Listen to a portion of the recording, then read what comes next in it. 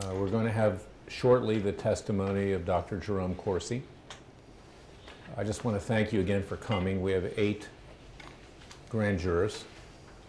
It's more than enough to reach a reasoned and impartial decision. And, I wanted to point out to you, I was joking about the cost of it. I mean, this is the grand jury room that we're in right now, and these things are expensive to conduct, and I very much appreciate this. We're going to have the testimony of Dr. Corsi, and then we're going to take lunch. We have box lunches for everybody. Courts do that too. They bring in food for the jurors. And of course, you're serving without remuneration, so we thank you for that as well. And we're about ready to begin. We'll introduce Dr. Corsi and we will elicit his testimony. Is he there? And Yes, I'm right here. I'm going to flip around. Okay. I've already given an introduction, Dr. Corsi, as to who you are, but we're going to go through it systematically. And let me ask you the first question. Please give the grand jurors a background as to your age and your qualifications, your educational experience, and your professional activities. Well, I'm 72 years old. I was born on August 31st, 1946. I've, since 2004, worked as a journalist, investigative journalist, and an author. I've published, I believe, 23 books since 2004. 7 of them were New York Times bestsellers. 2 of them were #1 on the list. I have a PhD in political science from Harvard University, which I got in 1972. And tell us how you came to be wrapped up, for lack of a better word, in the special counsel's investigation of alleged Russian collusion and obstruction of justice. Well, in 2016, I began to work with Roger Stone, who was a consultant to President Trump. He had resigned from the Trump's presidential campaign when I first met Roger Stone, which was in February of 2016.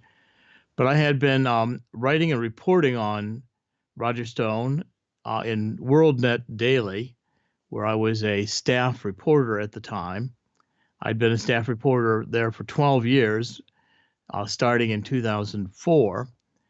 And I was working with Roger Stone both to develop stories, and I'd really transitioned into essentially becoming a political operative for Roger, helping him develop information and write stories that were to the benefit of the to the Trump campaign.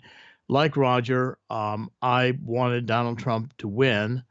At WorldNet Daily, we were open on our editorial views. We published editorials as well as were reporters, and I made no effort to hide my support of Donald Trump in the 2016 presidential election. I was working with Roger Stone frequently, mostly by telephone or by internet, email messages and the like. We only had a few in-person meetings through that period of time, but my email exchanges especially, and the articles I was writing, drew the attention of the special counsel. And what happened after you drew the attention of the special counsel? You can Well, give I got us a narrative subpoenaed, in your own words, Dr. Corsi. Well, on August 28th, 2018, last year, that was the 3 days from my 72nd birthday, the FBI, unannounced, knocked on our front door. I was in my study with my wife, Monica, and the FBI announced over the intercom that who's at the door was the FBI. Of course, that's never a call you want to, or knock on the door you want to get. Monica said, "Here we go." And we had a German Shepherd. We had to get the German Shepherd under control before we opened the door. The German Shepherd was ready to taste FBI. We restrained the German Shepherd, and they announced at the door there were 2 FBI agents, very polite, well-dressed, and they handed me a subpoena to appear before the Mueller grand jury in Washington, D.C., about 7 days from that date. And they wanted to come in and ask questions, but I indicated to them that we weren't going to do that. I needed to first discuss it with my attorney. And they made it clear that the person who had issued the subpoena was Aaron Zelinsky, Zelinski. Zelinsky was at that time one of the prosecutors on Mueller's team.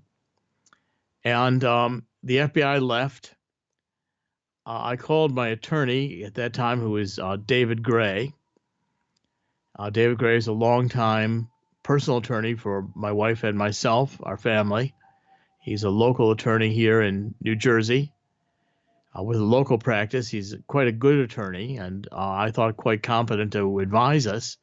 He has done some criminal work, and this was a criminal grand jury, so I felt like we really needed advice before we proceeded. Well, David Gray met with us a few days later, and I asked David if the FBI could break down the door and, with the search warrant, come and ransack the house and take everything I had they wanted. And David said, yes, they could do that. So I said, well, the strategy we devised was we would offer voluntarily, what David said, proffer, to bring into the FBI, hand over voluntarily my computers that I've been using in 2016. There were 2 laptops that were the predominant computers I'd used at that time. Also, the external drive backup devices for those computers, on which I had a complete record of all the contents of those computers since virtually the first day I'd used either one of them. And my cell phone we were going to turn over, plus all my email accounts. I was going to sign over the email passwords and authorization for the FBI to search the accounts. David Gray talked with Aaron Zelinsky and arranged that we would, instead of going to the grand jury immediately, we would come to Washington and have an interview with them. That would be a voluntary interview, and that was scheduled for early in September 2018. And that began the first of 6 sessions over September and October, which ended up in a total of about 40 hours of testimony before the special prosecutor. And describe for us what went on with regard to the testimony. What happened in the testimony? Who was trying to elicit the testimony from you? Their behavior, their demeanor, their statements, everything that occurred. And you can take your time, Dr. Corsi. Okay, this will be probably a longer answer. First of all, when we got to Washington, the way the special counselor's office worked is that the FBI would pick us up every morning at our hotel. The FBI drove their own personal cars because they didn't want to be seen and followed around Washington by reporters who were scouting for the black SUVs the government usually uses to show up. So we drove over. Sometimes it took as long as 40 minutes, given the traffic in Washington, to an unmarked FBI building. I think it unmarked building the FBI was renting space out of in Southeast Washington, which is really not the core business district of Washington. And we were driven in through the garage. That was done so any of the reporters or paparazzi who were watching to see who would show up at this building to be interviewed could not get pictures of us, or at least could not get them easily. Once in the building, the garage closed. The FBI brought us into a safe room where we had to turn over all of our electronics, our cell phones, our laptops, iPads, anything that we had that could communicate electronically. These were locked into safe compartments. And then the FBI escorted us up into the building to a conference room that was inside the building. It had no windows and no clock. 2 large conference tables, a lot of chairs. It had an observation bubble, but when it started, the special counsel made it clear that the session was not being recorded. and notes were not being, there was no contemporaneous, like, verbatim record being made of the testimony. But I was confident that through that observation bubble, everything going on in that room could be observed by FBI in another room. When this interrogation started, 3 prosecutors came in and occupied the part of the conference table opposite from David Gray and myself. We were the only 2 on our side there. And then 6 to 9 FBI agents and others with the FBI came in and occupied the rest of the conference table and both ends, with the 3 prosecutors in the middle. So we had basically an army of intelligence people that we were responding to, and it was just David and myself. Questioning began in the morning and would go on for hours. Let me just stop you there, and then I want you to continue. But was it your understanding, and would you advise, that these individuals that were in the grand jury room or whatever room you were in were acting under the authority and direction of Special Counsel Robert Mueller? No question about that. They made it very clear they were under the authority of Robert Mueller. The 3 prosecutors who we faced, Aaron Zielinski was directly across from me, and he was the prosecutor, became clear, had done the most of the detailed work on me. Zielinski had in front of him a binder that was about 6 to 8 inches thick. I had my name on it. It was all tabbed, and this had all my emails, all my phone conversations. I mean, frequently they'd open up this binder and pull out tab whatever to refer to a document. I'll discuss that more later, but that binder had my name on it. I asked Zielinski if that was all about me. He said I couldn't see it. He wouldn't tell me it was all about me, and he wouldn't tell me how many more binders he had. The other 2 prosecutors were Jeannie Rhee. She was a Clinton attorney who had represented Hillary Clinton in the Clinton Foundation. Zielinski was a prosecutor who'd served in the U.S. District Attorney's Office in Maryland when Rod Rosenstein headed that office. Rod Rosenstein, while I was being interrogated, was currently then the Deputy Attorney General under Jeff Sessions, Attorney General. And the 3rd prosecutor was Andrew Goldstein. Andrew Goldstein was the oldest of the 3. He had been a prosecutor for Pret Bahara in the Southern District of New York, U.S. Attorney's Office, where he handled the corruption investigations. I was very familiar with Pret Bahara's operation because I had studied and written about a case involving William Walters, who was a gambler from Las Vegas, who was very prominent also in stock trading, who was convicted of insider trading by Pret Bahara while Goldstein was in Pret Bahara's office. And through the court trial of William Walters, it became clear that Pret Bahara had allowed a senior FBI agent named Chavez for 2 years prior to Billy Walters being indicted to systematically leak grand jury information to the Wall Street Journal and New York Times. And every time I asked Goldstein about the Billy Walters case, he said he wasn't involved and he didn't want to talk about it, but he knew I'd written about it. The interesting thing was that most of the questioning was done by Zielinski, and then Jeannie Rhee would get involved. She was obviously the senior of the 3 in terms of rank within the special prosecutor's office. She seemed to be supervising my interrogation. And Goldstein said very little. He was mostly there, I believe, to be an observer and to help with strategy and other issues. He was the most experienced and the oldest of the 3. The FBI ranged in age and generally said nothing at all. Many of them were taking copious notes of everything we said. And I'm sure they were profiling me and trying to determine whether from body language and other signals whether I was lying or telling the truth. They were very quiet, but they were constantly attentive. The other thing that's important is whenever they they didn't like what was going on, the prosecutors, or they were angry or disappointed in these 40 hours over these 6 sessions, 2 months, they'd stand up, they'd pick up all their materials, and they and the FBI would all stomp out of this room.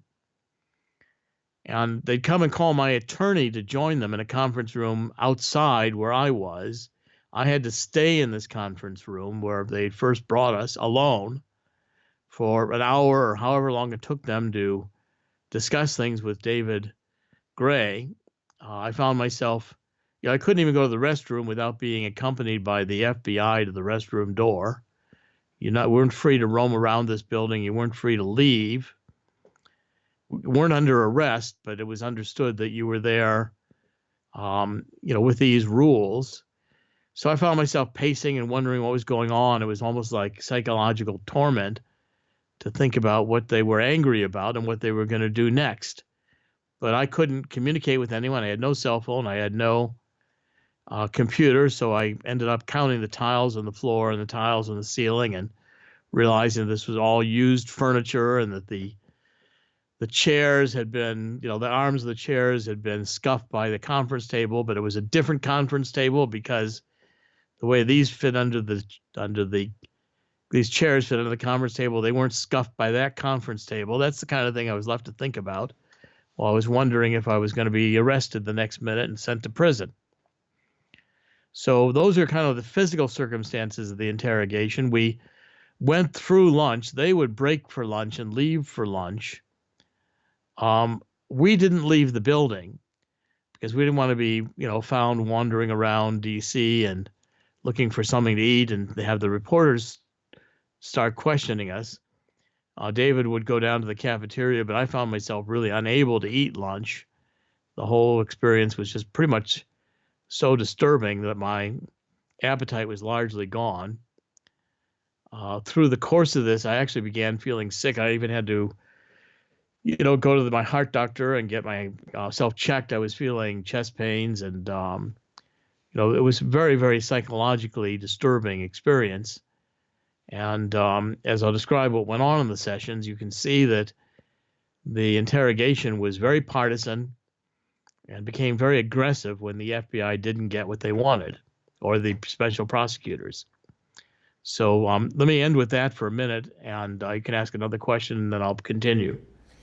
What was it that you understood that the prosecutors wanted and the FBI wanted, based upon your initial communication with them in the first session?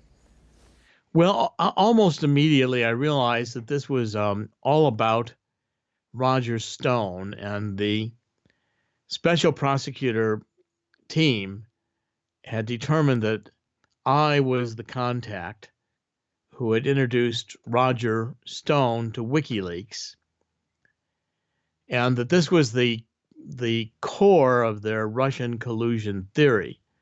Because, see, the special prosecutor believed that Russia stole the emails from the Democratic National Committee, and that Donald Trump's campaign had communicated with WikiLeaks. This was a collaborative effort where Russia stole the emails to benefit Donald Trump's campaign. Donald Trump was supposedly going to give a quid pro quo to Russia for the theft of benefit to Russia for helping him win. But the key was that they had to be able to communicate with WikiLeaks, the Trump campaign. And the special prosecutor knew I only had recorded very early on about 4 interviews I conducted with Roger. After that, we developed a working relationship, and I didn't communicate didn't record my conversations with Roger. But Roger, in those early conversations, made clear he was talking to Donald Trump almost every day early in the campaign, even though Roger Stone was no longer part of the campaign officially. And so the prosecutor believed I could connect, or that I had connected, Roger Stone to Julian Assange, such that Roger knew in advance what Julian Assange was going to release in terms of these emails and could coordinate with Julian Assange how to best release these emails so as to do the most damage for Hillary Clinton's campaign. Now, the problem was I never had a meeting. I didn't know Donald. I didn't know Julian Assange. I never had any communication, even to this day, with Julian Assange or WikiLeaks. I've never been in touch. We've never met. We've never communicated directly or indirectly. And I did not introduce Roger Stone to Julian Assange or to WikiLeaks. But the first day in the questioning, the special prosecutors were asking if I had wanted to send someone to go to see Julian Assange or had wanted to go myself. I said, no, I didn't, because I knew that if I had gone to see Assange in London, which would not have been a crime. I'm a reporter, and under U.S. Supreme Court decisions like the Pentagon Papers case, which is New York Times v. U.S. I know it very well because I wrote my doctoral dissertation at Harvard in 1972 on the Pentagon Papers case. I could have seen Julian Assange as a reporter. I could have even published stolen classified material that Julian Assange had under the First Amendment, as long as I didn't participate in stealing the documents. So I could have easily gone to see Julian Assange without it being a crime. But my then communicating it to Roger and Roger leapfrogging me and dealing directly with Julian Assange and WikiLeaks would have been the collusion crime that Roger may have committed. That was the supposition of the special prosecutors.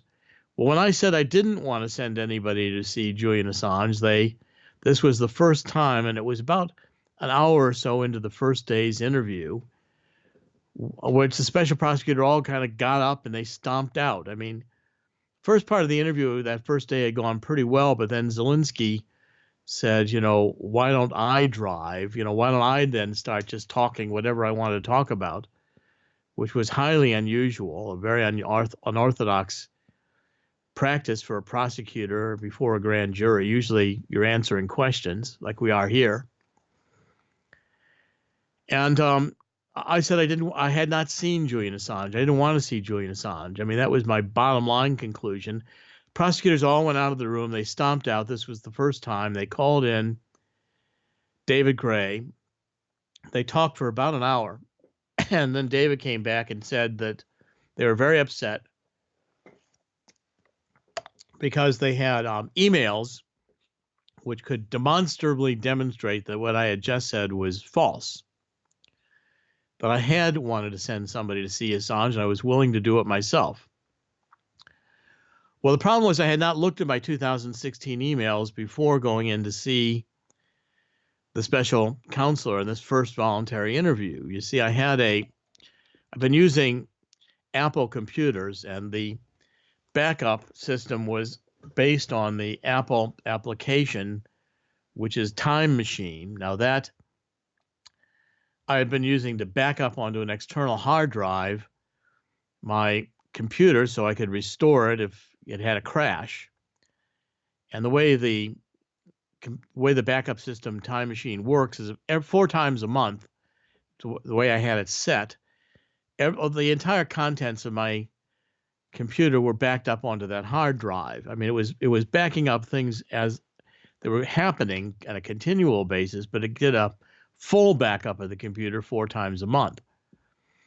And I knew that I could recover anything in that computer, in both of the computers that I handed over, that had been there, even if I had erased them on the computer, because the data would still be in the Time Machine. I couldn't alter the way the Time Machine had recorded past data. But to reload the Time Machine, it erased the content of the computer from its current status to restore it to the date I used to restore the computer. So if I'd restored, for instance, at the end of December 2016, it would have wiped out the data from 2017. I'd quit using that computer somehow, both of them, and the main one in 2017, I was still using the second one. which was a mobile, it was an Apple Air computer, which I'd purchased sometime in 2017 or 18, and I've been still using through the time I was subpoenaed. At any rate, the FBI said David argued with them that I had forgotten those emails, which was true. I'd forgotten them. The FBI gave me 7 days to go back to New Jersey and to download the emails. I had to wait for the FBI. I stayed an extra day in the hotel for the FBI to bring my computers back to me from Quantico. And when I started downloading these 2016 emails, which took a long time, the main computer I was using was an old 17-inch Apple computer, which I'd done a lot to keep alive because I liked the 17-inch laptop that Apple made, and they quit making them. So I'd had a hardboard crash. The motherboard died. I had to get a new keyboard on it. Finally, it was about quitting to work. It took me hours, 6 hours, I think, to download the 2016 emails. I just got one snapshot. When I finally downloaded the 2016 emails, I had 60,000 computer emails in that computer, 60,000 emails in that computer from 2016. Well, clearly I couldn't remember 60,000 emails.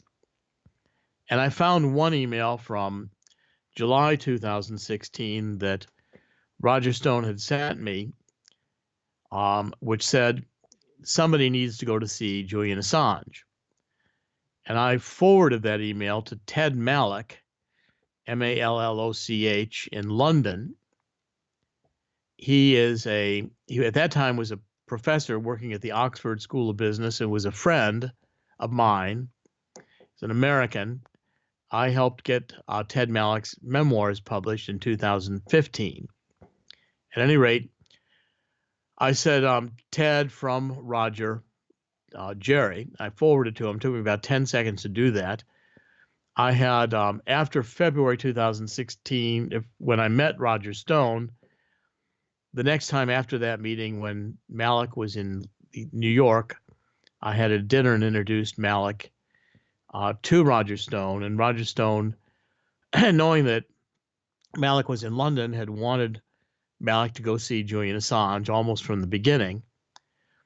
I'd forgotten about this email because I never expected that Malloch would actually follow through. And the truth is that Malloch never did go to see Julian Assange.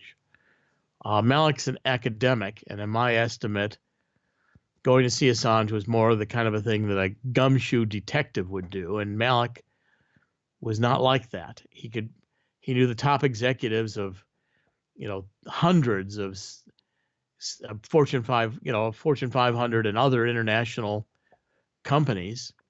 He was very, very well respected on the international business scene, but he was not a gumshoe detective that was going to go ring on doorbells. At any rate, I also found an email from my boss, who at that time, who was Joseph Farah, who was the founder and CEO of WorldNet Daily, where I was writing on the internet as a senior staff reporter. And Joseph was mad at us, the reporters, because nobody had gone to see Assange. And as I pointed out earlier, under the auspices of these Supreme Court decisions, we could have gone to see Assange without committing a crime. And that was in August 2016. I emailed Joseph Farah back and said, send me a ticket, an airplane ticket, and I'll go see Assange. Well, Joseph Farah never sent me an airmail ticket, so I never went. It was never made part of my job, or I'd lose my job. Here's an airline ticket with the order from my boss to go to see Assange. I didn't get that. And on my own initiative, I never wanted to see Assange. What I told the FBI the first day was really true. In my own heart, I didn't see any point to it. I mean, Assange had given a lot of interviews.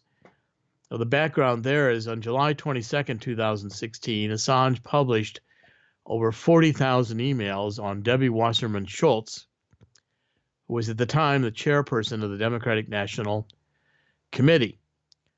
Well, this was on the weekend. He published them in 2 dumps, 2 days, when the Democrats were traveling to Philadelphia for their national nominating convention, when they were going to elect or nominate Hillary Clinton to be their presidential candidate.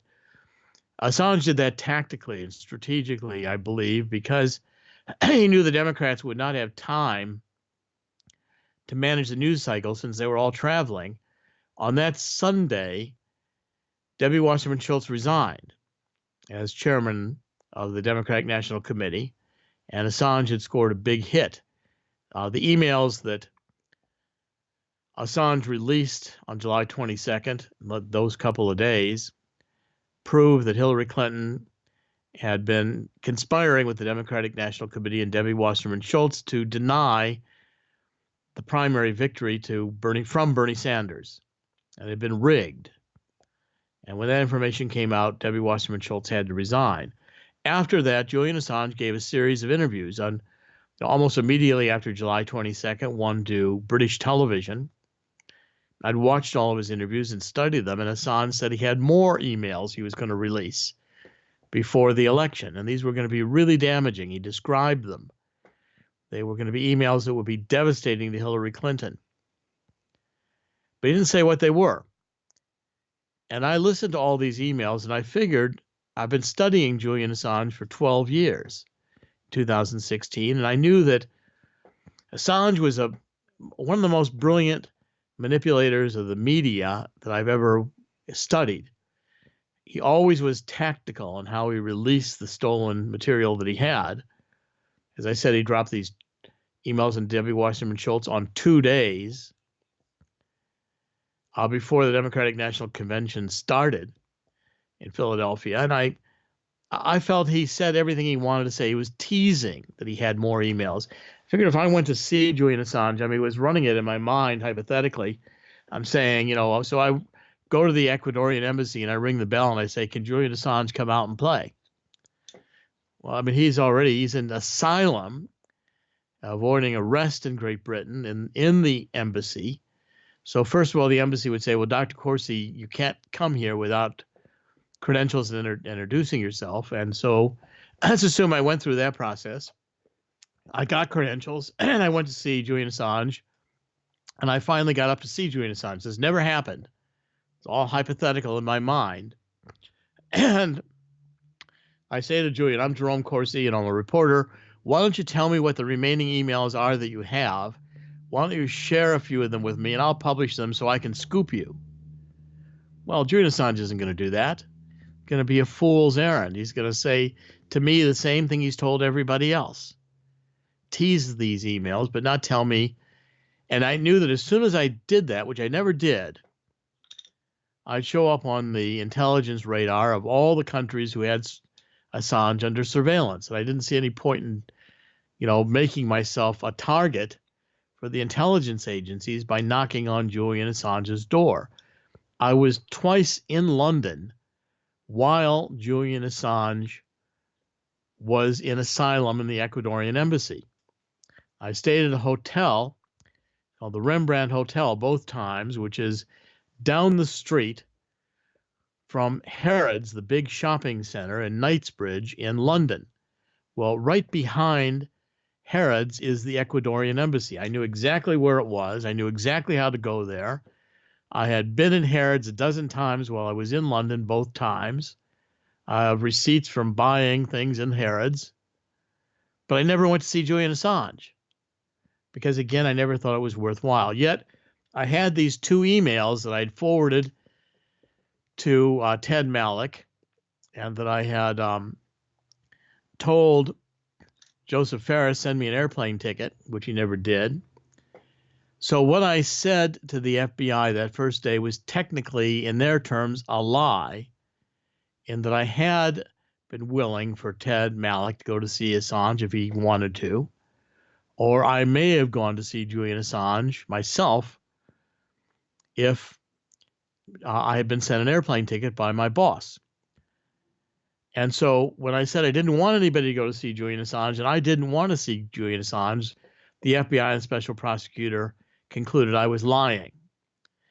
And that first day when they dismissed me to go back and review my emails, they made it clear they could have indicted me at that point for materially and a material subject to willingly and knowingly giving the FBI information I knew to be false with the intent to deceive them. That's the crime. I didn't do that. I forgot a few emails. I wasn't trying to lie to them. And they said they could put me in prison the rest of my life. At 72 years old, they could go for a 25-year sentence indicting me in Washington, D.C., where the jury would certainly hate me. They're all very much Hillary supporters in Washington, D.C., Democrat voters. And they could charge me with conspiracy to obstruct justice, arguing that I had been in a conspiracy with Roger Stone to deceive from them how I connected Stone to WikiLeaks, which didn't happen. And they could seek a 25-year sentence, which and they'd be most certainly convicted. I'd spend a couple $1 million defending myself. The family would lose the home. My family would be all destroyed because I'd be in prison the rest of my life. But they would allow me to go home and look at my emails. At the end of 7 days, we returned to Washington in September 2018, and I amended my testimony. I said I was wrong. I forgot these emails, and clearly I was willing to send Malloch to see Assange, and clearly I would have gone to see Assange had it been part of my job and I'd been given the expenses, air tickets, etc., that I needed to go do it. And the FBI accepted my amending my testimony and proceeded to continue with their questioning. This went on through what I call the first part of my experience with the FBI and the special prosecutor. They did bring me to the grand jury finally. And I was, when I finally looked at my emails in 2016, I couldn't remember hardly any of them. When I reviewed the things I'd written, I had been working on other books since then. It was 2 years ago. Most of my emails, I get hundreds of emails every day. And while most of them are irrelevant and are junk emails, I get rid of them. I still save the ones I think are relevant. But I can't remember any particular email, really. I mean, they're momentary to me. They're incidental.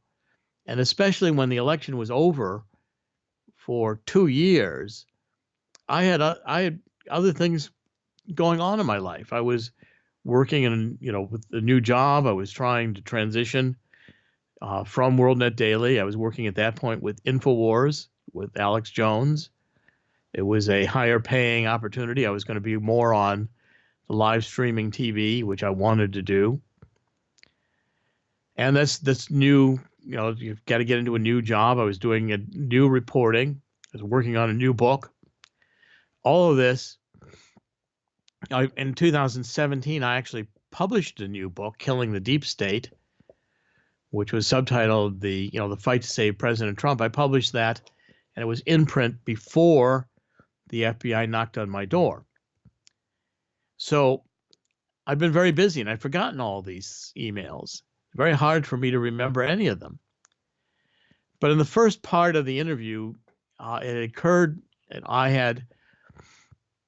Roger Stone had a tweet that was unfortunate, where he said that it would soon be Podesta's time in the barrel, something to that effect. And Roger Stone also went before the House Intelligence Committee, and he asked me to write him and some articles and some memos to the effect that what he was talking about was Hillary Clinton and Podesta's having made money in Russia, which they did through the reset process when they were selling U.S. military technology to Russia. And I had known this because Peter Schweitzer, who's a good friend, he heads the Accountability Institute in Washington, to publish a study called From Russia with Money, in which he documented this, and I had been looking into it. But in these emails that I wrote and the material I wrote for Roger, I basically said it was a cover-up story. That was my understanding of what I was doing. And I did not go in to lie to the special prosecutor. And they had everything. They had my emails. The prosecutor said they could even tell on my computer the keystrokes I was making. Remember, I turned over all my computers and everything. They knew the time I began working on these articles. Roger had called me also sometime right around my birthday, I think August 30th. I had been in New York working on business. I told Roger I'd call him the next morning, call him that evening, I guess, because the next morning I started working on one of these memos. And it took me all day. Well, I gave it to Roger, and Roger used that memo in his sworn testimony. He attached it to his prepared testimony that he gave to the House Intelligence Committee. So my attorneys had to get an agreement with Mueller special prosecutors, which we got, that I would get use immunity for that testimony, because otherwise they could accuse me of having helped Roger to suborn perjury. It was apparent to me at that time that they were going to go after Roger for perjury to the House Intelligence Committee. So I got the immunity agreement. I went before the before the grand jury and gave that testimony. And when I came out, all three of the prosecutors, Jeannie Rhee, Aaron Zelinsky, and Andrew Goldstein, shook my hand and were very pleased with the testimony. They got what they wanted, and we went home. Well, I was saying this, I hope this is all over. But then they called David Gray and said, well, they had determined they wanted me to come back because they had not pursued how I knew in July and August 2016 that Assange had Podesta's emails. See, part of my testimony also was first round. In July and August 2016, my wife and I had taken a trip to Italy with the family. It was our 25th wedding anniversary. And I had time to think, really, on the airplane flight over. I'm pretty sure it occurred to me that Assange had Podesta's emails.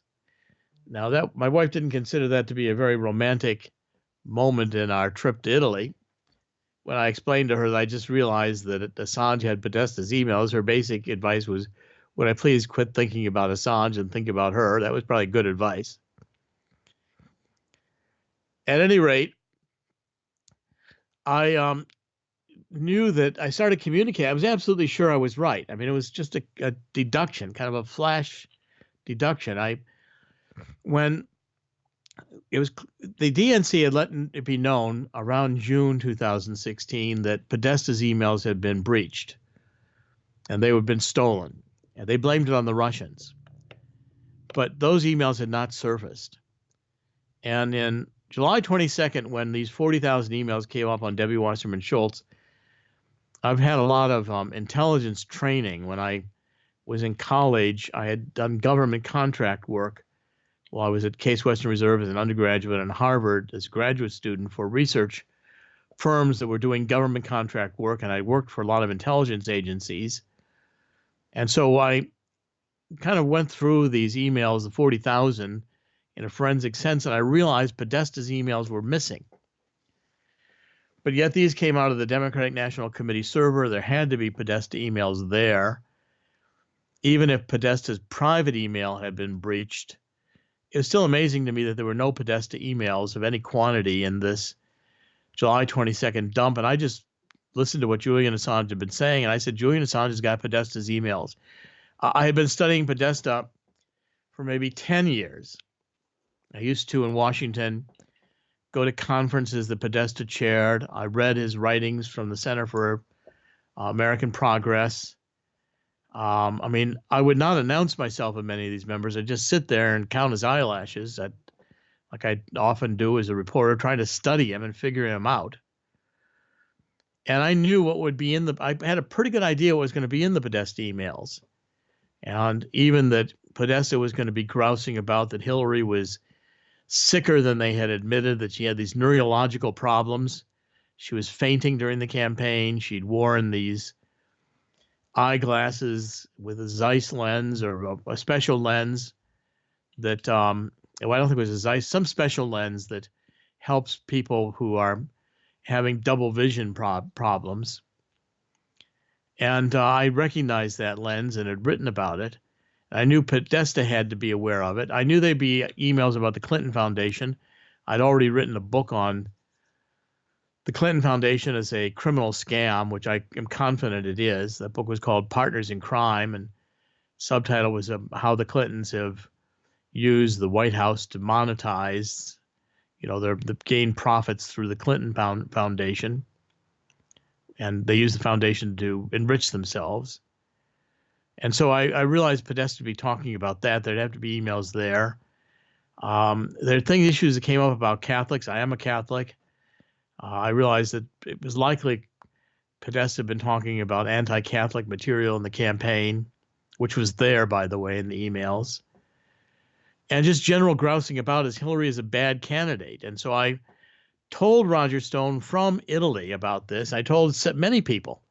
Once I came to these conclusions, in fact, I even wrote some of the emails, which I'd forgotten about. The special prosecutor showed them to me later, where I had made it sound like I had a source. I wrote it and say, word is that. Well, this goes back to when I was a child, when I would figure these things out. And my dad said, now, Jerry, don't go to school and tell these things to people.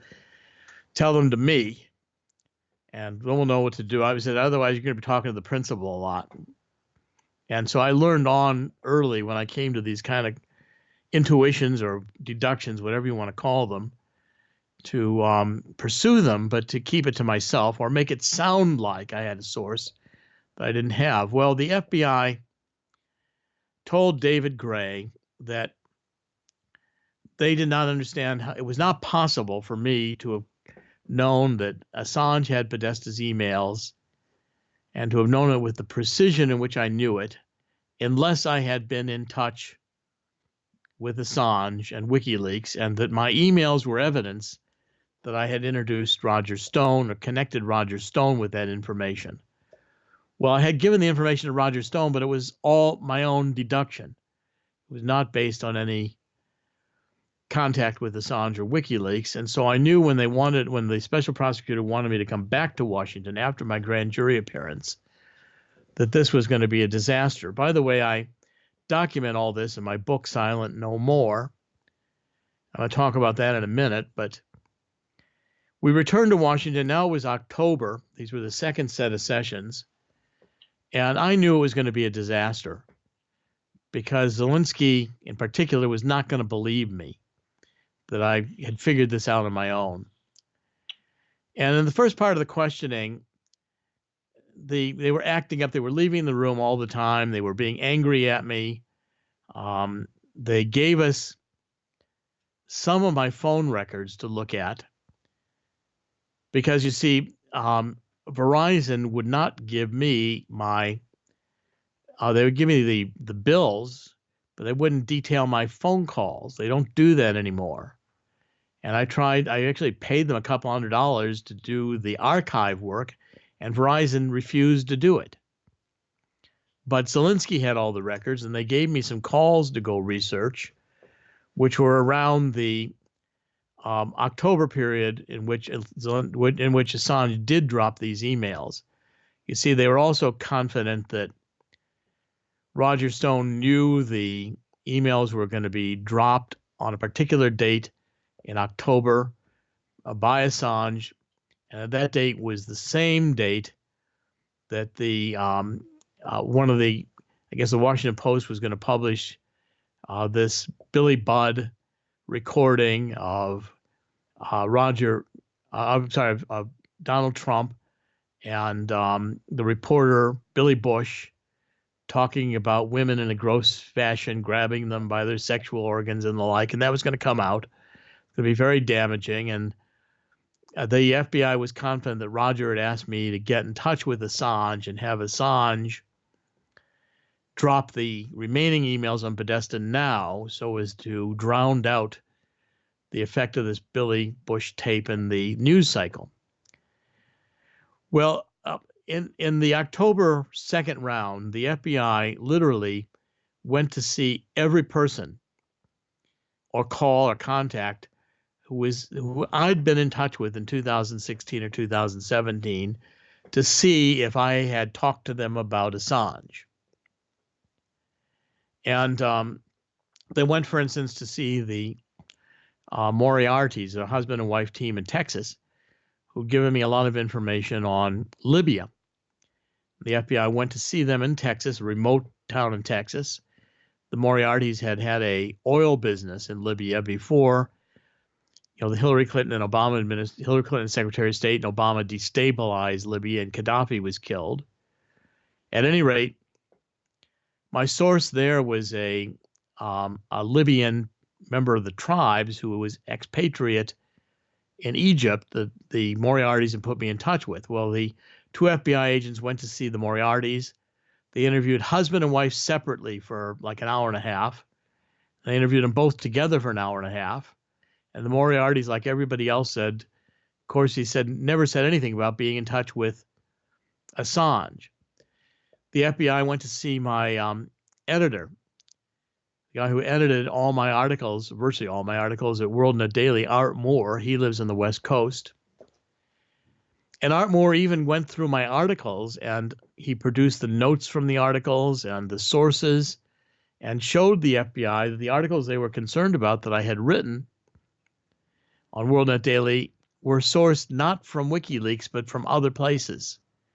And I never had any information from WikiLeaks that I represented at WorldNet Daily that was anything but public. The only thing I had was public information.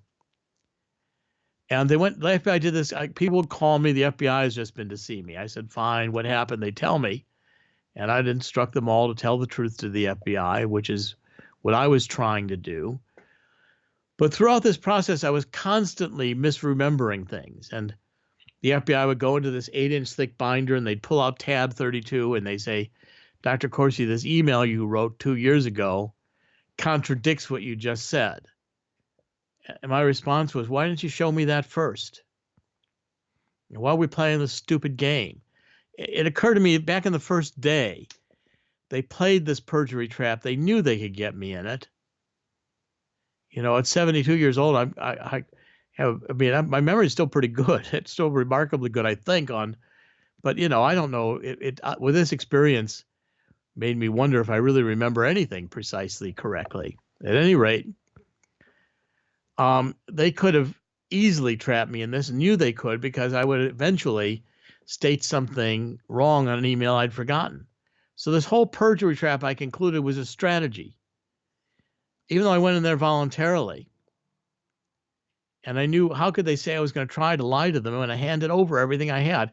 In those computers and those emails that I handed over was everything about my life, my tax records, my business records, my family records. I mean, if I'd had any, we have had accountants. In 2004, when I co-authored Unfit for Command, the Swiftboat book with John O'Neill, was the first year the IRS audited us. And they did audits with me back 10, 20 years. So we've always paid taxes. I mean, they made us pay some $30,000 or $40,000 in things they said we'd understated. We paid all that. And we've had accountants since 2004 who handle all of our accounts, all of our money. Everything's accounted for. I don't have any foreign bank accounts. I don't have any unreported income. And the tax accountants sign the tax returns that they've seen everything and that this is the accurate statement, and they're right. I have nothing hidden. I'm sure they checked. Through this second period, they checked everything. They found an email from my stepson, or a text message. My stepson is 40 years old. He doesn't live with us. And he sent me a message saying that he had scrubbed a hard drive for me. Well, the FBI started showing up at his home and questioning if he was my IT guy. Well, Andrew laughed at him. This had been an old computer that I'd had on my desk before I was subpoenaed. Andrew asked me if he could take the computer and use it in my wife's business, his mother's business, because she needed a new spare computer, and this one I was not using. And I thought about it a few days and said, Andrew, go ahead and take it. Well, I let Andrew scrub the hard drive, but I had a complete backup of that computer because I also had a separate external hard drive and a time machine application backup of that computer. I could have restored it to the point that where it had been used the last day I used it. Well, Mueller subpoenaed Andrew to the grand jury. I offered through David Gray to hand over the backup of that computer because they were wanting to charge me with obstruction of justice, destroying evidence. Through 2011, at various points, I had erased emails because there were so many emails in my system. At one point, my email system just crashed, and it wouldn't start again until I just erased en masse hundreds and hundreds of emails. But I knew they were all in the backup systems. So what difference did it make if I took them off a current device? I still had them. I hadn't erased anything. And I knew the FBI Quantico, even if I'd been backing that computer up 4 times a month, 48 times a year for using those computers 5 or 6 years, they could have still done every date and pulled out of that computer what was in it every date that had been backed up all 4 times each month, because they have the unlimited resources. They could do that. So they could recover virtually everything. I couldn't erase anything. And I set it up that way on purpose, knowing that because I'm a reporter, if I get lawsuits, I wanted to be able to have a record of what the emails were, even if I'd erased them. But that's how vicious the prosecutors got. They became abusive, asking me rapid fire questions. Well, at some point, I think after the first day, I decided that these guys, the prosecutors, were all biased. I kept saying to them, I have evidence that the Russians didn't steal the emails. I've studied the system very closely. You've seen, I had great sources on how the Democrats set up their emails. Said, you've seen them in my emails. Why don't you let me talk about Dr. Corsi? They said, we're not interested in your theories about who stole the emails.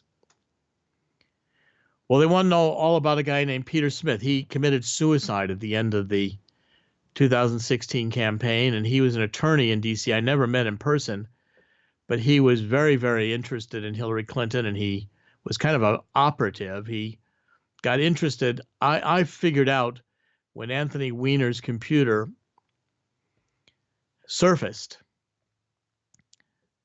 that in fact, there's a long story with it, a little bit of a story with it. I mean, it's kind of interesting that Judicial Watch started publishing Huma Abedin copies of Hillary Clinton emails. And I went into those again and did a forensic analysis of them. They were hundreds. What I want to know is what the email addresses were. And I found that Huma Abedin had this one email address that had been redacted every time, because the blockouts were the same. It would be, blocked out, who addressed it and to where it was going to. And as I searched this, it took me hours and days to do this. I found one instance where it had not been redacted. And I figured out, and it was Huma Abedin had been sending Hillary's emails to her own private account at Yahoo. Now that shocked me because that's a clear violation of federal laws regarding the handling of classified information. And I knew immediately that all Huma Abedin had to do was contact her buddies in Hamas or one of the other organizations where her family was very connected, and give them the username and password, and these emails could have been written and read, Hillary Clinton's classified emails read by potential enemies of the United States around the world. Peter Smith was very interested in that. He got a lawyer, Peter Smith, who I think was himself a lawyer. They could not get Yahoo to release to them who had looked at Huma Abedin's account. But in conversations with Peter on the phone, we kind of came to the conclusion that if Huma was sending these emails to herself, she's probably using some computer that was not a government computer, was not registered in her name, so it wouldn't be picked up. And we wondered if Weiner, her husband, who was a convicted sex criminal, had been texting and sexting with underage girls, nude pictures, that maybe Huma had been using his computer. Well, Peter had good contacts. I had good contacts with the New York Police Department. I think Peter got them interested. They went and got a subpoena to go get Weiner's laptop. This was after July 5th, 2016, when Comey had ended the investigation on Hillary Clinton's email server, but the FBI in New York decided that they would go along with the New York Police Department because now they weren't looking for anything about Hillary's emails. They were looking for sexting material on Weiner. When they got the laptop, they found a huge number of Huma Abedin emails from Hillary Clinton, including classified emails from the State Department, on that hard drive. And the New York Police Department made that public. Well, I said to the special counselor, why don't you let me talk about Huma Abedin and her emails and how that compromised Hillary Clinton's, national security responsibilities, and probably was a felony on both their parts. Dr. Corsi, the special prosecutor, said, we're not interested in Hillary Clinton.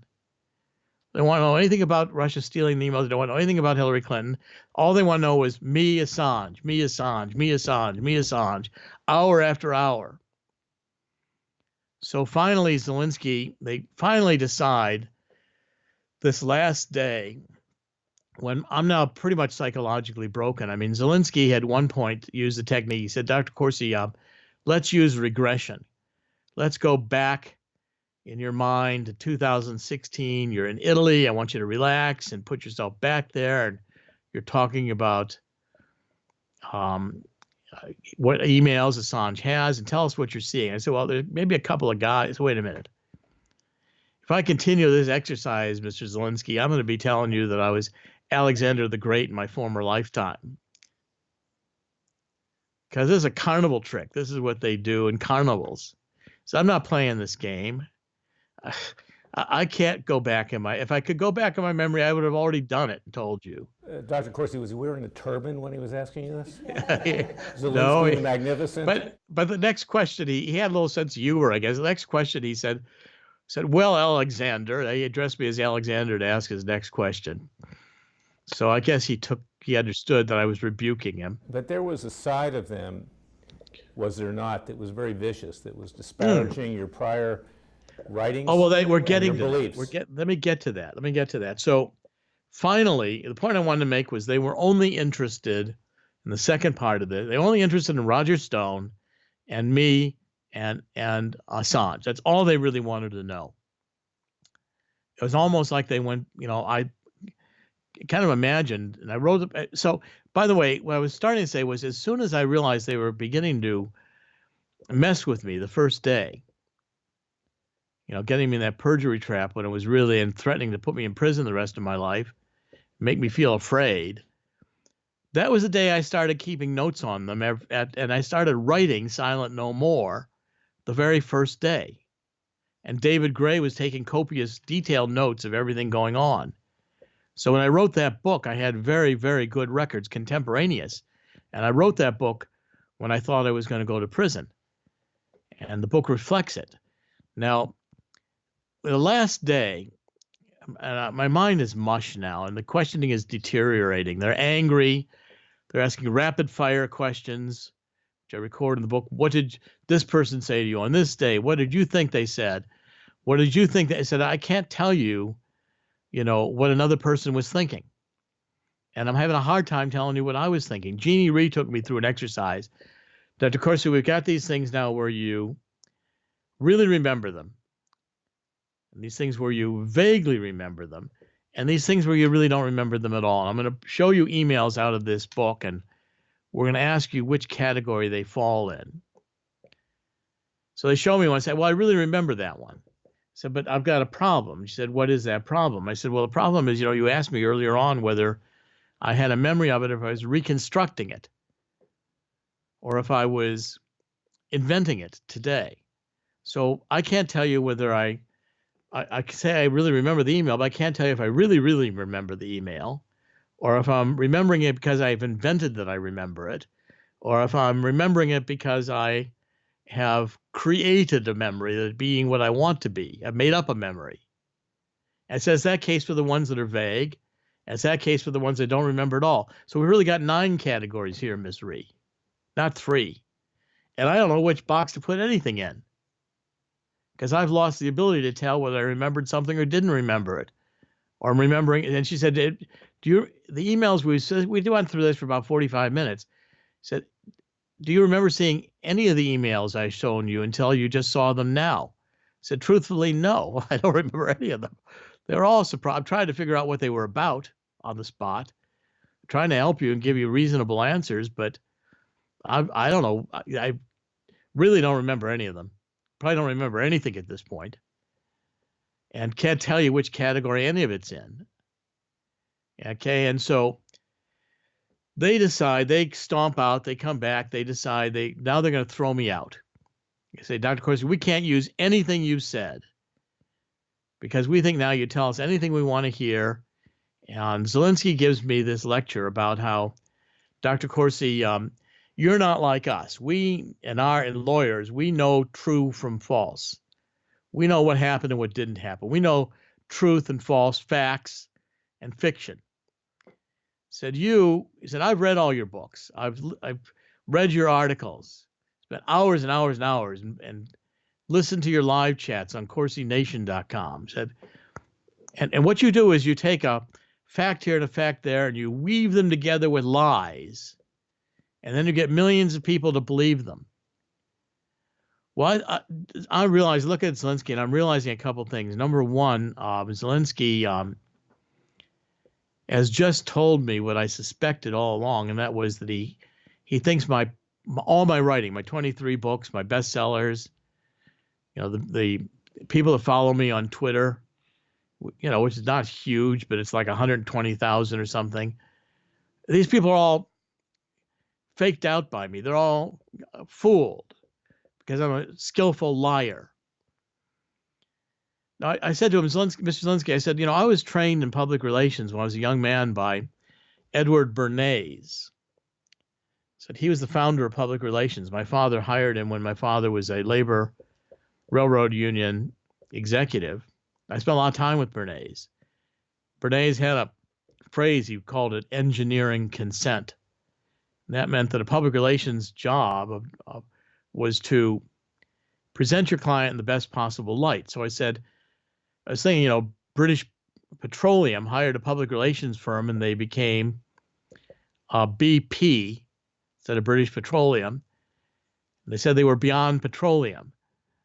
Well, the British Petroleum, the company, has been going after oil resources all over the world since Winston Churchill headed the Admiralty around World War I. They're no more beyond petroleum than, Carter's is beyond little liver pills, to use an old example. Said, these guys may have 5% of their business in solar and wind, but that's, they know that their business is going after oil. Now I said, is that a lie? So I said I was positioning Roger Stone with an alternative explanation, which I said in politics is done every day. Said, you didn't want to know anything about what I think were Hillary Clinton's lies, how much she repositioned herself. So I said, is public relations in a campaign a lie, or is it normal practice? Is that what every candidate does? And me as a public relations trained expert, as well as, investigative reporter, I've had many careers. I've also worked a quarter century in finance around the world. Said, am I lying to have written those memos for Roger Stone? I went to the grand jury, said your terms, they were a lie because I knew they were a fabrication, but they are a repositioning fabrication. Because while I had not been doing a lot of research on Podesta and Hillary making money, they were hiding in Russia. But I read Peter Schweizer's materials and I begun to think about it. And when I allowed Roger to say it was he was referring to research I had given him that I had done. Well, I hadn't really done any research on that, and I said those parts were lies.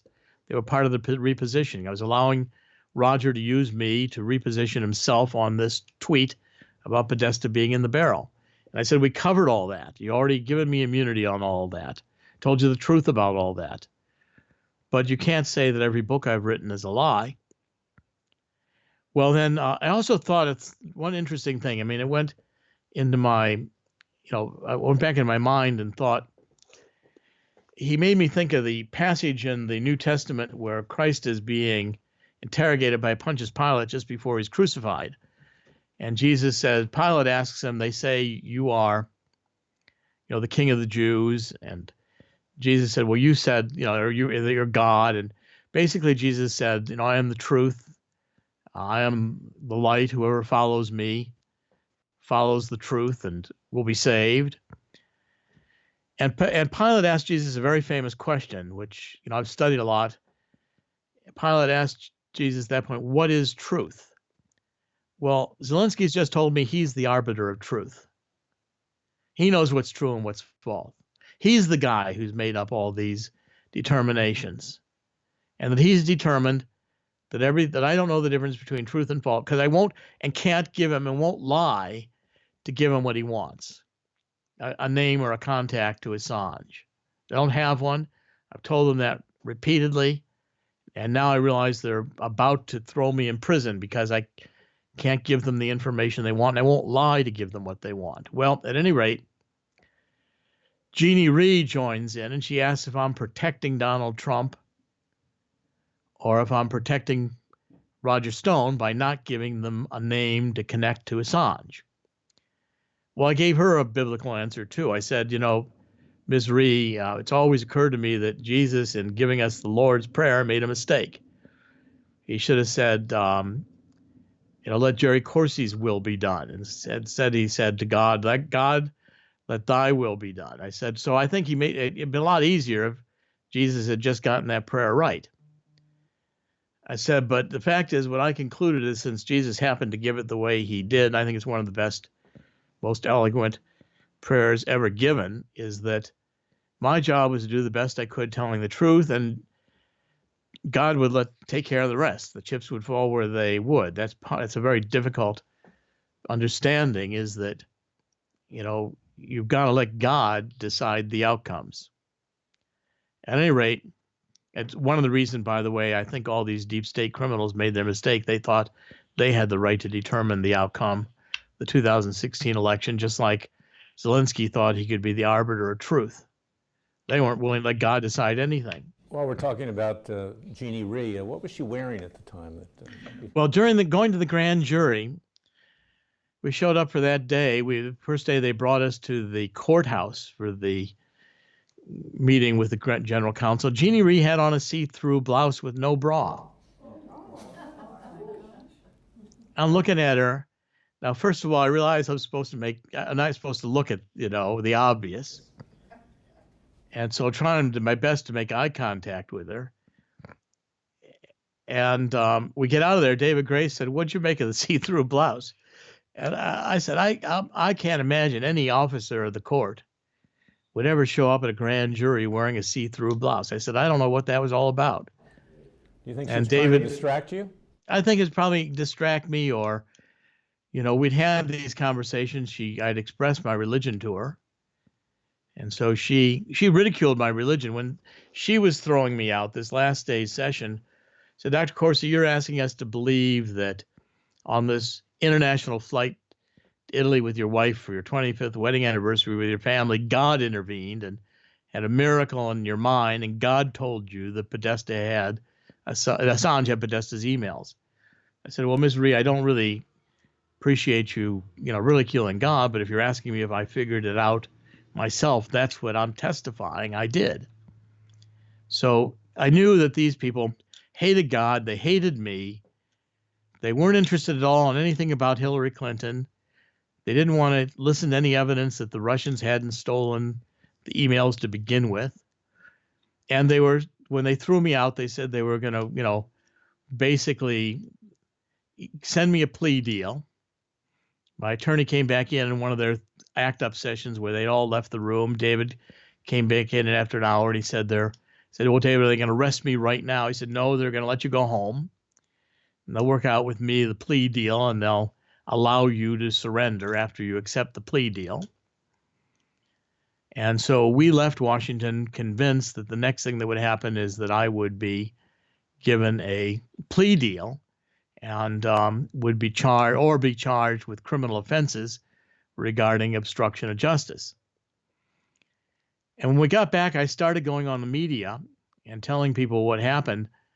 I was actually in a limousine that was provided by NBC. I was pulling up to NBC in New York, their studios on 6th Avenue. And David Gray called. He said, don't go into NBC. Said, Zelensky has just called, and if you don't do the interview, they'll give you a plea deal now. So I drove past there. David met me in New York. We talked about it. And a few days later, just before Thanksgiving, in November 2016 or thereabouts, we got the plea deal from Zelensky.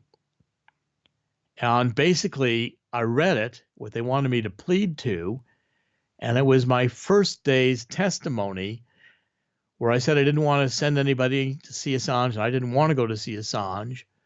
And they allowed me to amend that testimony.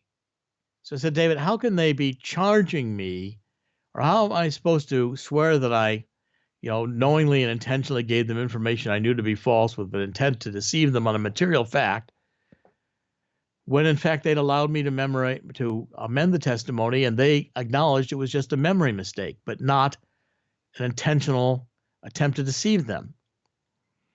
And David said he didn't understand that either. I asked David to go back and forth with Zelensky and say, I have securities and insurance licenses, which I've had since the 1980s. And I have a material requirement under regulations in both industries if there's a material change in my circumstances such that I may no longer be qualified to hold a license, both with federal and state authorities, I have to notify them of the change in my status. I said, if I go before a federal judge and plead guilty to these crimes, this one criminal count of deceiving the FBI and the special counselor, I'll be a criminal. And I have to report that to various state and federal insurance and securities regulators. And Zelensky said, no, it'll be a secret plea deal, and Corsi does not have to notify the regulators. So now I got to lie, swear before a federal judge to a crime I didn't commit, and I know I didn't commit, and they know I didn't commit, and I got to break laws and regulations.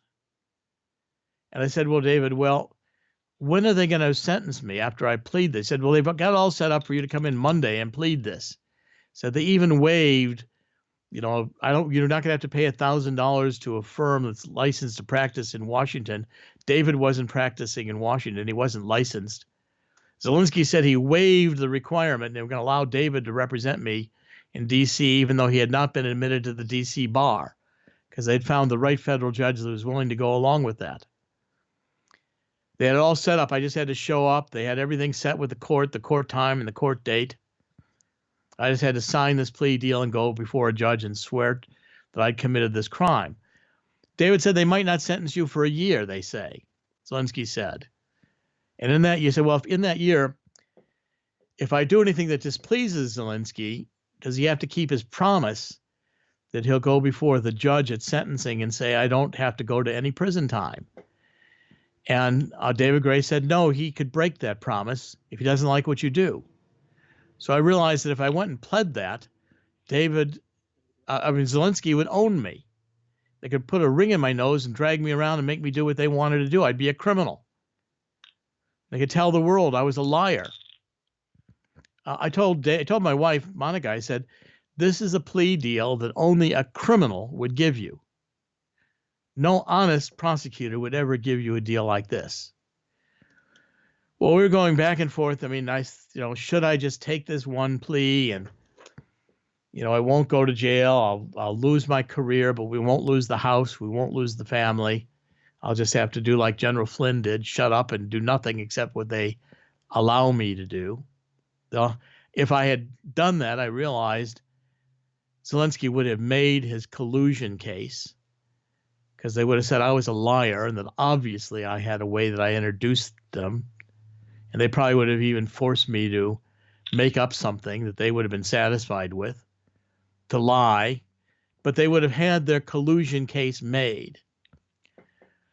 Well, in our bedroom, we have a computer. I was sitting up at the desk that morning, and Monica woke up later than I did, and she said to me, she said, "I would rather visit you in prison as a criminal for the rest of your life than have you not be the man I married." Now, when she said that, I realized that was really all I needed to hear. And so that was right, I think, Thanksgiving weekend. The Monday after Thanksgiving, I went into New York and I went on to One American News, and I announced that I was not going to take Zelensky's plea deal. I hadn't even told David Gray. I think at this time, I'd also retained Larry Klayman as my attorney, because Larry was going to be the person who would represent me in D.C. instead of David if I was going to plead this deal. I didn't even tell Larry I was not going to take the plea deal. I went on and announced it to the world without telling anybody. Probably, I don't even think I told Monica until afterwards. And at that moment, I decided I would go on all the media that wanted me, including MSNBC and CNN, which I knew hated me. So I did nonstop radio and TV. I also immediately finished Silent No More, and my publisher got it into print as an e-book instantly. We did it so fast as an e-book, there were still typographical errors in it in the initial round. But I wanted the world to know what had happened. And I said to David Gray, I thought the FBI was good at profiling. Well, I mean, they should have been studying me since 2004. How did they know that I have a strong religion? I was happy to confront these guys, as I had with the Swift Boat campaign and many other books. Obama Nation and Obama, what I exposed in 2008 as a Marxist. And that I would be writing a book at the same time to expose them. They thought that I was afraid, that I was so weak and so old and so confused and was so desperately wanting to not go to prison or lose the house or break the family, that I would do whatever they wanted and I would become their slave. Well, Monica and I decided, knowing full well from that day, right after Thanksgiving, until St. Patrick's Day, when Attorney General Barr began making it clear that Mueller was finished and there were going to be no more indictments. Every day, Monica and I thought the FBI could be at the door, breaking it down like they had with Roger Stone and carrying me away. We'd wake up at 4 a.m, look outside to see if the FBI was assembling out there to raid the house, day after day. CNN for weeks on end had a car parked outside our house, hoping to be able to catch me being arrested. So we lived under that fear for months. And I lost all my employment. Zelensky released information from the grand jury, or the prosecutors did somehow or other. A reporter from Washington Post called me up and said, "We hear from the prosecutors that you're being still paid by InfoWars and you're being paid hush money." So what? Well, I had an arrangement with David Gray, who was the father of Alex Jones, that he was continuing to pay me, even though I wasn't for InfoWars. Dr. Jones, Dr. David Jones, father of Alex Jones. I had quit writing for InfoWars in a dispute with Alex Jones. And Dr. Jones wanted me to stay on because I had been a counsel to him about how to handle Alex, as Alex was increasingly getting under legal problems for various things he said on air. And David Jones was quietly, I think Alex didn't even know, because David Jones was paying me out of his own accounts. Well, when this information was public, David Jones immediately canceled the contract. I had hoped that I emerged from all this and would be able to continue to help Alex Jones rebuild. I mean, Alex Jones, I thought, was one of the most, sometimes outrageous, but certainly most confrontative of anybody to the mainstream media, which had become a lapdog press for the Democratic Party. And I admired what Alex Jones wanted to do, and I wanted to help him. Well, immediately I lost that income. I lost all my consulting contracts.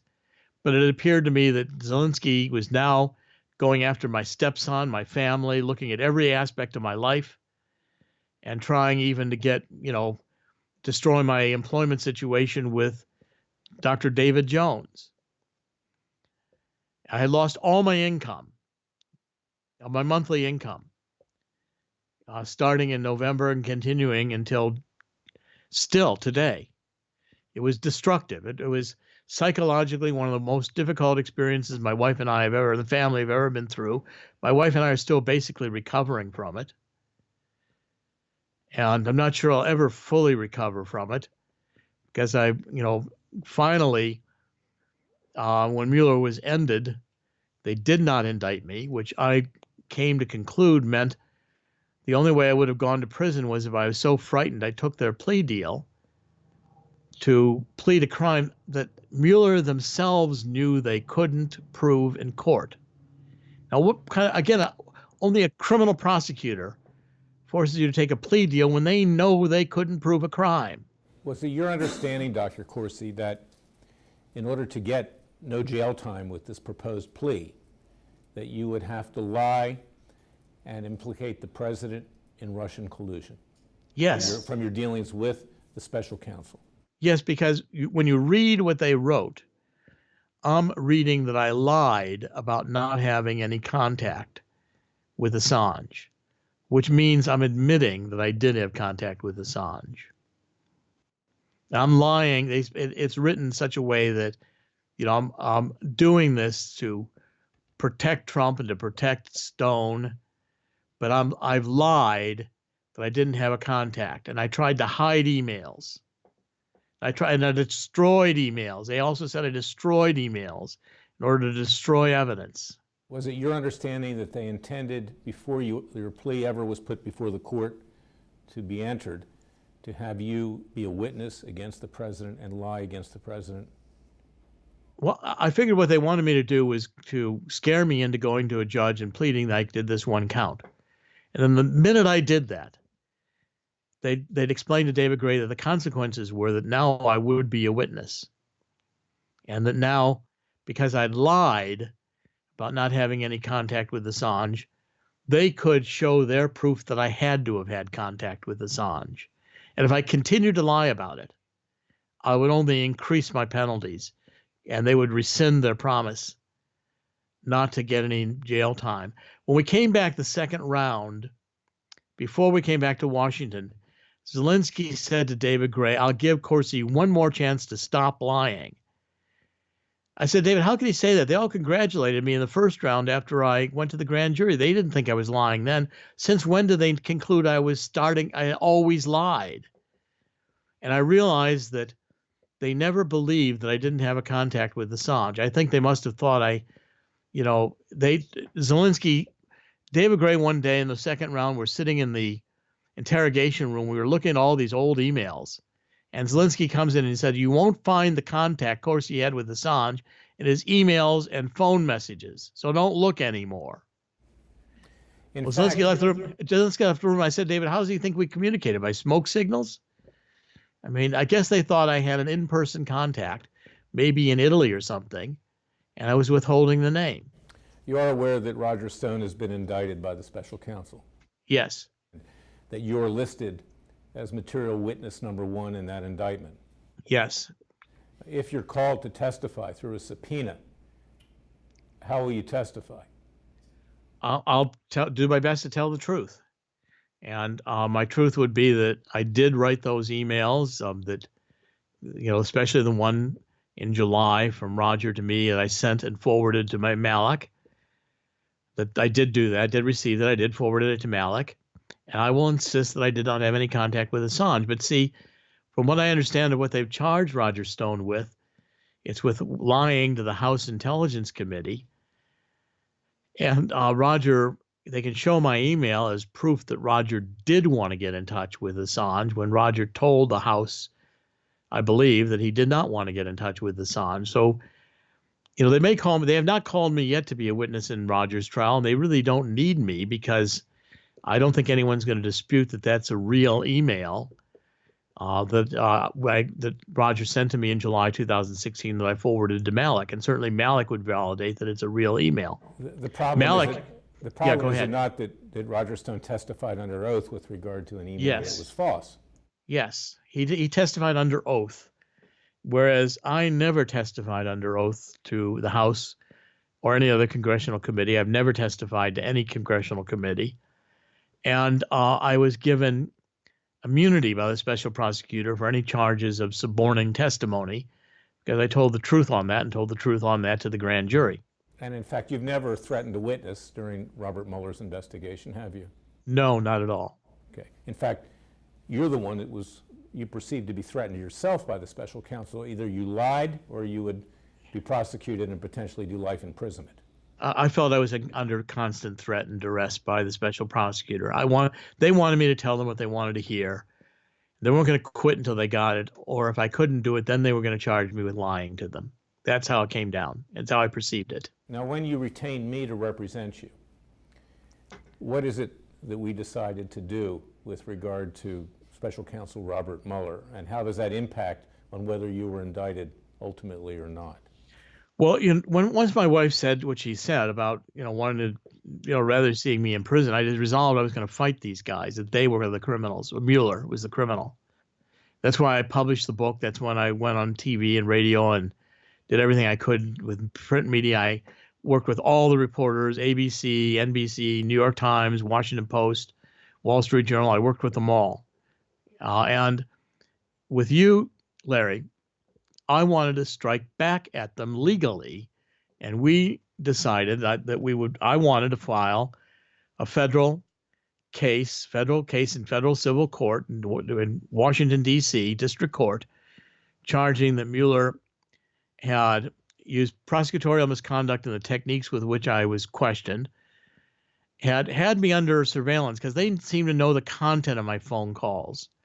So we know that Dr. Corsi told people from Italy what Assange had. Well, they must have been listening to the phone calls. And I believe I was under FISA court illegal electronic surveillance because I think the FISA court process was illegal. I think I've been under NSA surveillance since 2004 when I wrote Unfit for Command with John O'Neill, co-authored it.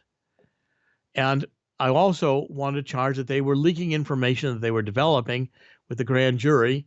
And one of the instances of this was what I discussed today, namely that this information about, that supposedly the continuing payments I was getting from Dr. David Jones were hush money to keep me silent about Roger Stone and how I'd connected him to Assange. That's what the Washington Post was onto, and the Washington Post told me they got that information from the prosecutors. Is it your opinion, based on your experience as an investigative journalist, and frankly, a target of an investigation, that but for our having pushed back against Robert Mueller, you would have been indicted? Yes, I expected fully, even after we filed the suit, to be indicted. But I think that the suit and the publicity of the suit was a major pushback that made Mueller decide not to prosecute me. I think we kind of cornered them into, this would have been looked at as harassment or retaliation for filing that suit. And I knew, because they'd allowed me to amend the testimony, that, and by the way, I released to the press, and various associates of mine got to Rudy Giuliani and to Jay Sekulow, the president's attorney, the information, in fact, the actual document that Mueller prepared for me to sign is the plea deal. I wasn't supposed to release that to anybody. But once I told him I was going to tell them to take a hike, I released it to everybody. Giuliani has talked on television about it. He's read the documents where they wanted me to lie. Giuliani's given repeated interviews about this, and he's right. And in fact, yes. The president actually sent out a tweet thanking you for what you did, correct? Well, the president had mentioned me by name, I think, in 3 tweets, and they were after I was on Fox Business with Trish Reagan, who was one of the first to really get me on television telling this story. And in fact, also another one of the leaks, as I think about it now, I think from the grand jury, or that came out of the Mueller investigation, was after I told them to take a hike, they released the information that I had a defense agreement with the president.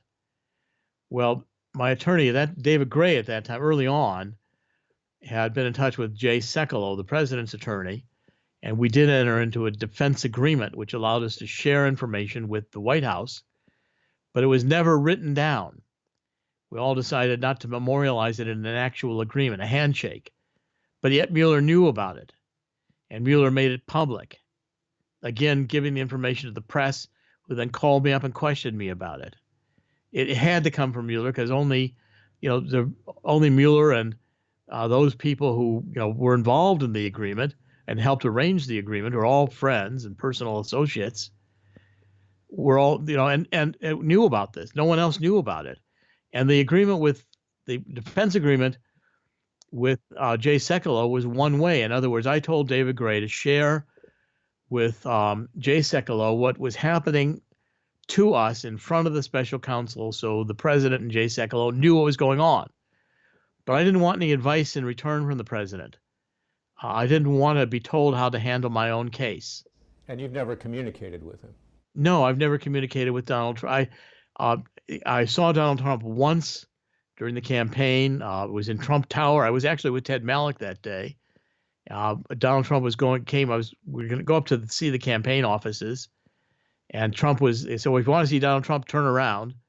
Donald Trump was coming to the elevator. Donald Trump pointed to me and Malloch, and he said, "There's trouble, these two guys, there's trouble." And he went up on the elevator. That's the only communication I had with Donald Trump through the entire campaign.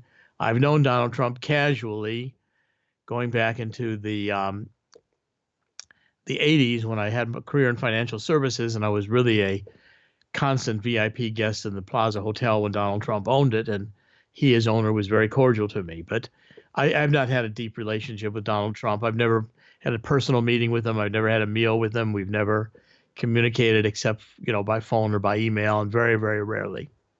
Now, with regard to the ramifications, and nothing during the campaign, and nothing during the interrogation by the special prosecutor. No communication from him directly whatsoever, and I wasn't really interested in it. The emails supporting me came after I had rejected the plea deal. If you had pled guilty to felonies, or the tweets. I mean, the tweets. I never got any emails from Donald. The tweets. You're a citizen of New Jersey, are you not? Yes, correct. And the United States, obviously. Yes, correct. Is it your understanding that if you had pled guilty to one count of perjury, as the special counsel wanted you to do, that you would have lost your right to vote? Yes, I would have probably lost my securities licenses and my insurance licenses. I would have been a federal felon for the rest of my life. Is your right to vote important to you? Yes, extremely. I vote in every election. Dr. Corsi, you've been smeared by the so-called fake news media, have you not? Yes. Okay. Endlessly. And you've been vilified for having written a book about Obama's birth certificate where you wrote that it was fraudulent. Correct. Has anyone ever been able to refute your findings that it was fraudulent? No, in fact, the only law enforcement investigation that was done by Sheriff Arpaio, the cold case posse headed by Michael Zulu, law enforcement officer. And they concluded in 2016, after years of studying the birth certificate that was released by the White House on April 27, 2011, that it was a computer printout that did not exist in 1961 when Barack Obama was born, and it was a forgery. In fact, I found in Hawaii the legitimate long-form birth certificate computer printout from which Obama's was forged. And I had accompanied Michael Zulu and the cold case posse to Hawaii when they were told, I believe in 2010, that Hawaii refused to show them as law enforcement officers any original 1961 birth records for Barack Obama. To my knowledge, no one outside the department, even if they exist, and I don't know that they exist, has ever seen original 1961 birth certificate records for Barack Obama. There was no computer printout in 1961, and that's the only document that we've seen on Obama's birth, and the law enforcement investigation, the only one conducted, has proved it was a forgery. And yet you were vilified by Aaron Zelinsky and Jeannie Rhee over your findings with regard to the birth certificate. I believe that was the issue most in their minds when they were telling me I took fact here, fact there, and wove it into books which were lies. In 2011, the White House released the long-form birth certificate on April 27th, 2011, just before the publication of my book, Where's the Birth Certificate? And I'm quite confident the White House did that in order to upstage the book. Now, you're also attributed as having played a major role in the defeat of presidential candidate John Kerry, correct? Yes, because I co-authored with John O'Neill the Swiftboat book, Unfit for Command, Swiftboat Veterans Speak Out Against John Kerry, which became a #1 New York Times bestseller and was on the list as #1 for weeks, 2004. And I helped John O'Neill and Admiral Hoffman, who were the organizers of the Swiftboat Veterans for the Truth. I was not a Swiftboat veteran. I did not serve in the military. I had eczema. I was disqualified at my draft physical in 1968 because of those conditions. The military rejected me. That's why I, at universities, worked on government research that was often commissioned by intelligence or law enforcement agencies of the federal government. I've never held a federal job, although I've never had a government job, although I did have top security clearance from the State Department in the early 1980s to assist them on work on terrorism, which I also did. To the best of your knowledge, has anyone ever been able to refute your findings with regard to John Kerry and your Swiftboat book? No, I think everything we wrote there was true. I think the American public accepted it as true. John O'Neill did a brilliant job handling the media. John asked me to allow him to do the television and radio appearances because I had not been in the military, but John O'Neill commanded Kerry's Swiftboat when Kerry left Vietnam. And so John O'Neill had firsthand experience of Vietnam where I did not. And I did a lot of work behind the scenes, organizing and working with the Swiftboat veterans in their media campaigns and producing the television commercials, which they did. You were also vilified by the special counsel prosecutors for that book about John Kerry, correct? I think that was also in their minds, clearly, that it goes back to, David Gray summarized it best. He said, Jerry, look in your rear view mirror. There are a lot of corpses of Democrats in your wake. And he was right. I've been a constant critic of the hard left and the Democratic Party. And my books have been effective in expressing that criticism to the American people. In fact, your writings are based on eyewitnesses, generally speaking, correct? You're not making things up yourself. All my books are very heavily footnoted. They're all I work very hard to make sure that everything I say is sourced, either in interviews I've conducted or in published material that has not been disputed. So my books are very highly documented, and I stand by their truthfulness. I have never had a suit in the 15 years I've been writing actively, these 23 books and hundreds and hundreds of articles published on the internet and in papers and editorials, most recently in the Washington Times, did 2 editorials on Mueller and his process and my experience. I've never been sued for libel or anything else. And in fact, you've written articles about President Obama's relationships with certain men in Chicago, correct? I went to Chicago and researched Obama and his connections in the gay community, where he was known as Bathhouse Barry, and published the allegations that there were many in the gay community in Chicago who validated that Obama was gay. And I wrote and I published that. And you've interviewed some of those people? I've interviewed some of those people. Correct. So that was based on their testimony, not yours. In fact, it was one of the people in Chicago who's a blogger who contacted me first and invited me to do the research and assisted me with the gay community in Chicago to validate his findings. And they were very, very detailed. My articles named bathhouses. I didn't name the people giving the information to protect their privacy, but I did in detail describe the nature of Barack Obama's experience in the gay community as reported to me by the gay community in Chicago. Is it fair to say that you're the type of investigative journalist that will write things that can be perceived to be unpopular on the left? That's an understatement. Absolutely. Yes, absolutely. But that you will tread where other people will not because you want to tell the truth? Well, see, again, my religion, I think, is very strong, and I don't view my mission here as to be judged on earthly things. It's more of an eternal mission, and the standard which I'm living by is that, if God gives it to me to look at these things and see things, it's for a purpose, and that is to research them and write about them. That's the thing I'm best at doing. I'm the kind of kid who in grade school they asked not to be in the choir because I couldn't carry a tune. They asked me not to play sports because I was terrible at them. But from the time I was very young, I wanted to write books. That's all I really ever wanted to do. I had no idea why. So based on your interactions with Special Counsel Mueller and his staff, is it your impression that you were made a target because of your beliefs? Yes. I believe that they told David Gray... writings, I might add, not just beliefs, but writings. Prosecutors initially told David Gray that I was a witness, not a target. But that was on the premise that they believed I would hand over the contact I had with Assange. And truthfully, if I'd had a contact with Assange, I would have handed it over. Because as I explained earlier, I was not trying to calculate outcomes. I was trying to tell the truth, which I found very hard to do because my memory was so terrible. And it's very hard to remember when they're sitting there, special counsel sitting there with every phone call and every email that I had in 2016, and all my records in my computers and my cell phones and my email accounts.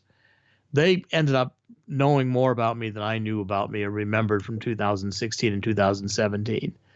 And I knew that was going to be a problem. But the point is, I became their target. They wanted to indict me because I didn't have and couldn't and wouldn't lie to give them a contact with Assange, which they were desperate to get because without that contact, their entire collusion case fell apart. And they knew it, and I knew it. But if I'd had anything, if it had been true, I'd have told them it was true. It just wasn't true. Assange, by the way, even put out a statement since I rejected the plea deal, affirming that I had no contact with Assange or with WikiLeaks. So Assange has affirmed it as well.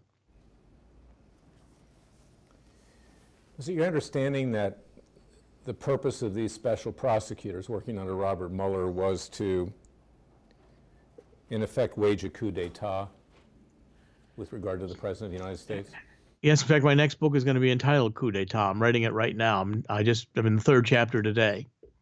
Can you elaborate more on that and how you came to that viewpoint that what they were trying to do was to overthrow the President of the United States? Well, first of all, I had lots of information I thought was very important if they really wanted to get to the truth of who stole the emails from the DNC, and they really wanted to get to the truth about Hillary's involvement with Russia or who was involved with colluding with Russia.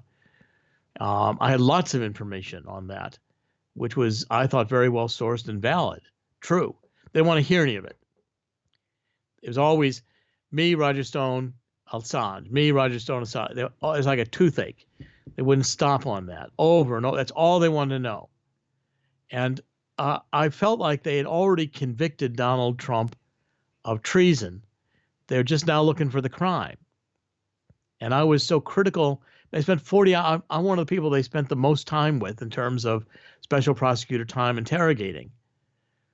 And I said, you guys are frustrating me because, I'm trying my best and you're angry at me after 40 hours. And they said, well, Dr. Corsi, the only reason we spent 40 hours with you is we thought you were going to tell us the truth.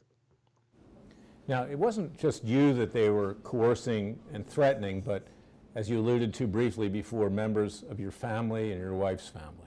Yeah, as soon as they decided that they were going to, they were investigating, I'm not sure when they started, but they were investigating everything about me. Everybody I was in contact with, even business associates, in 2016 and 2017, the FBI contacted and or went to see everybody without exception. And I've had affirmation continuing even to today of people that are just telling me that the FBI visited me. All my business associates cut my contracts because they didn't want to be investigated, because they knew that everybody associated me was being investigated by the FBI. They didn't want to be in that list. So they cut their contracts with me. I lost consulting contracts that were quite valuable to us. And also, my stepson was being investigated. I'm sure my tax records were being looked at. Everything I did in my life in that period of time was available and was being scrutinized. People I thought had no contact with anything to do with my writing or Assange or anything else were calling me up and saying the FBI had just come to see them. I mean, it was astounding to me. In fact, David Gray and I represented your stepson before the grand jury. That's correct. Now, with regard to you were never given Miranda rights by the special prosecutor, were you? When we started out,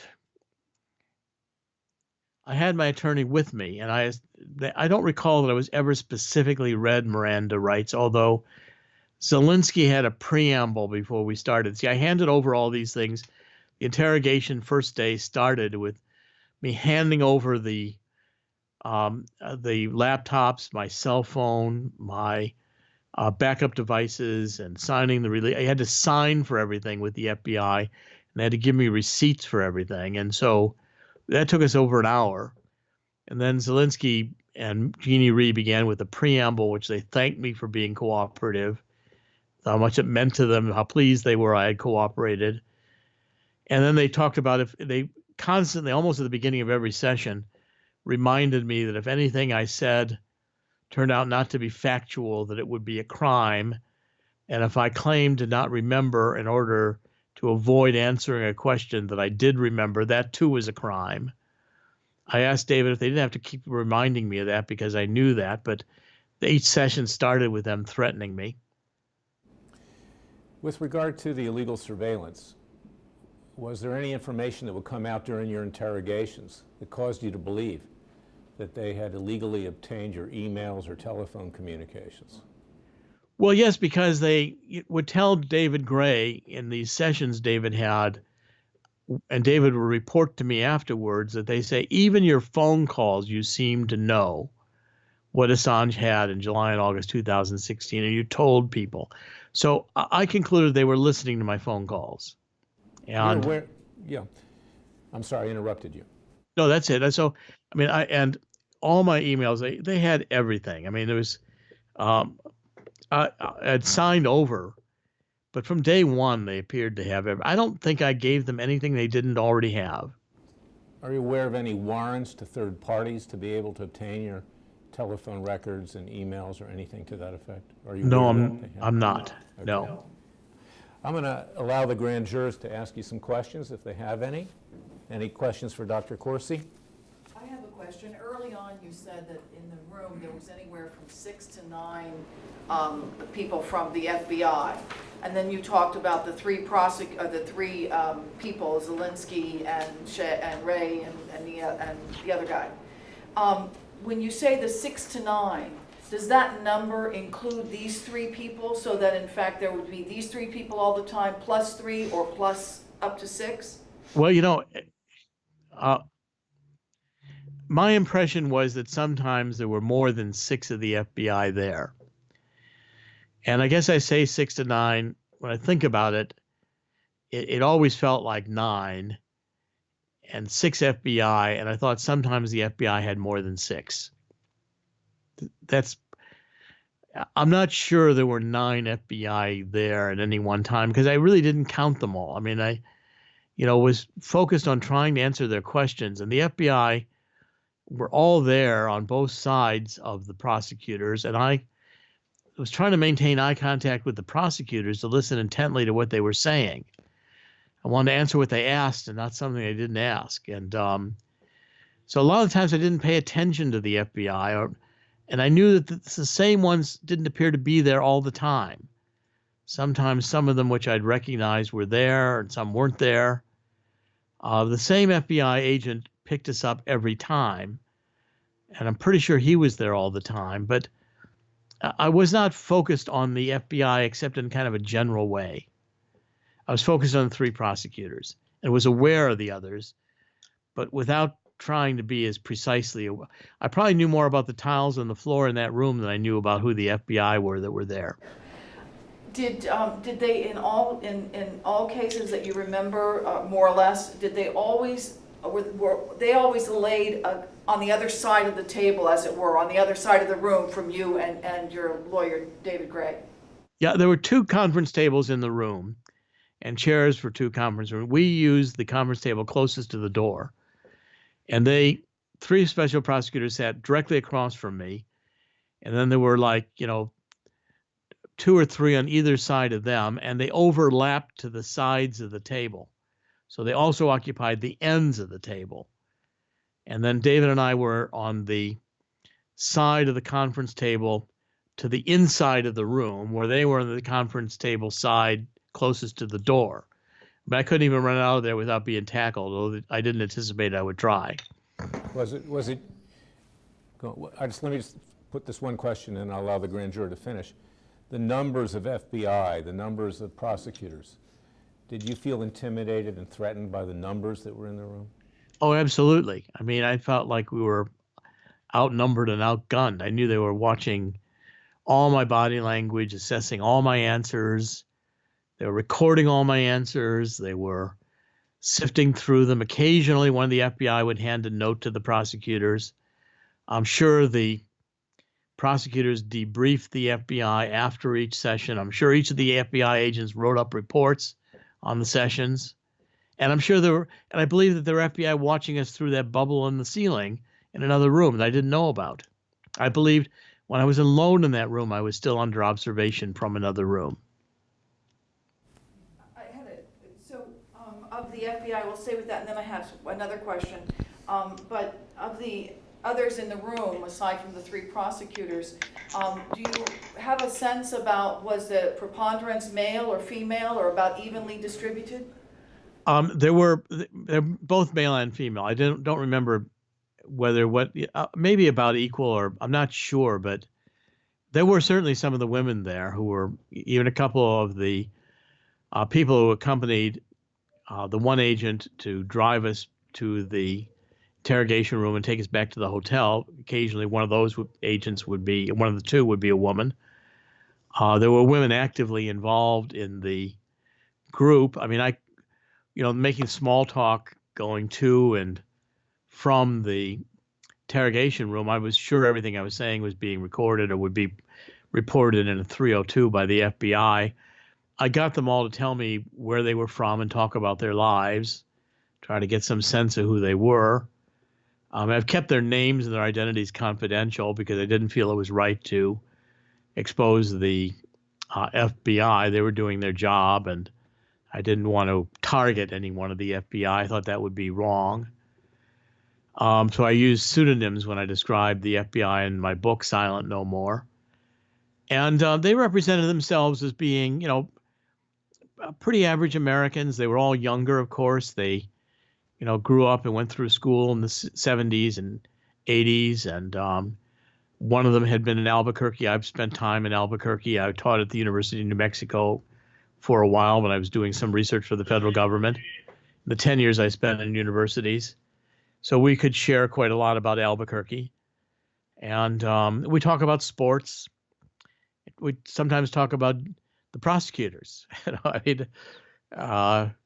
And towards the end, the prosecutors had asked the two FBI agents to give us a pep talk and to just tell them the truth. All they want is the truth.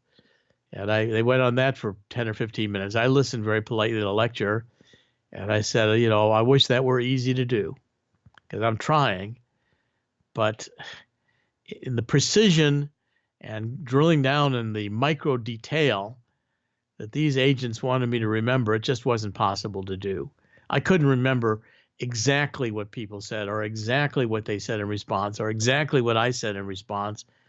I couldn't remember what I was thinking. I didn't know what the other people were thinking. I pointed out to the FBI they couldn't ask me about what somebody else was thinking because I didn't know. I told them I didn't take the mind reading course when I went to Harvard. I should have done it.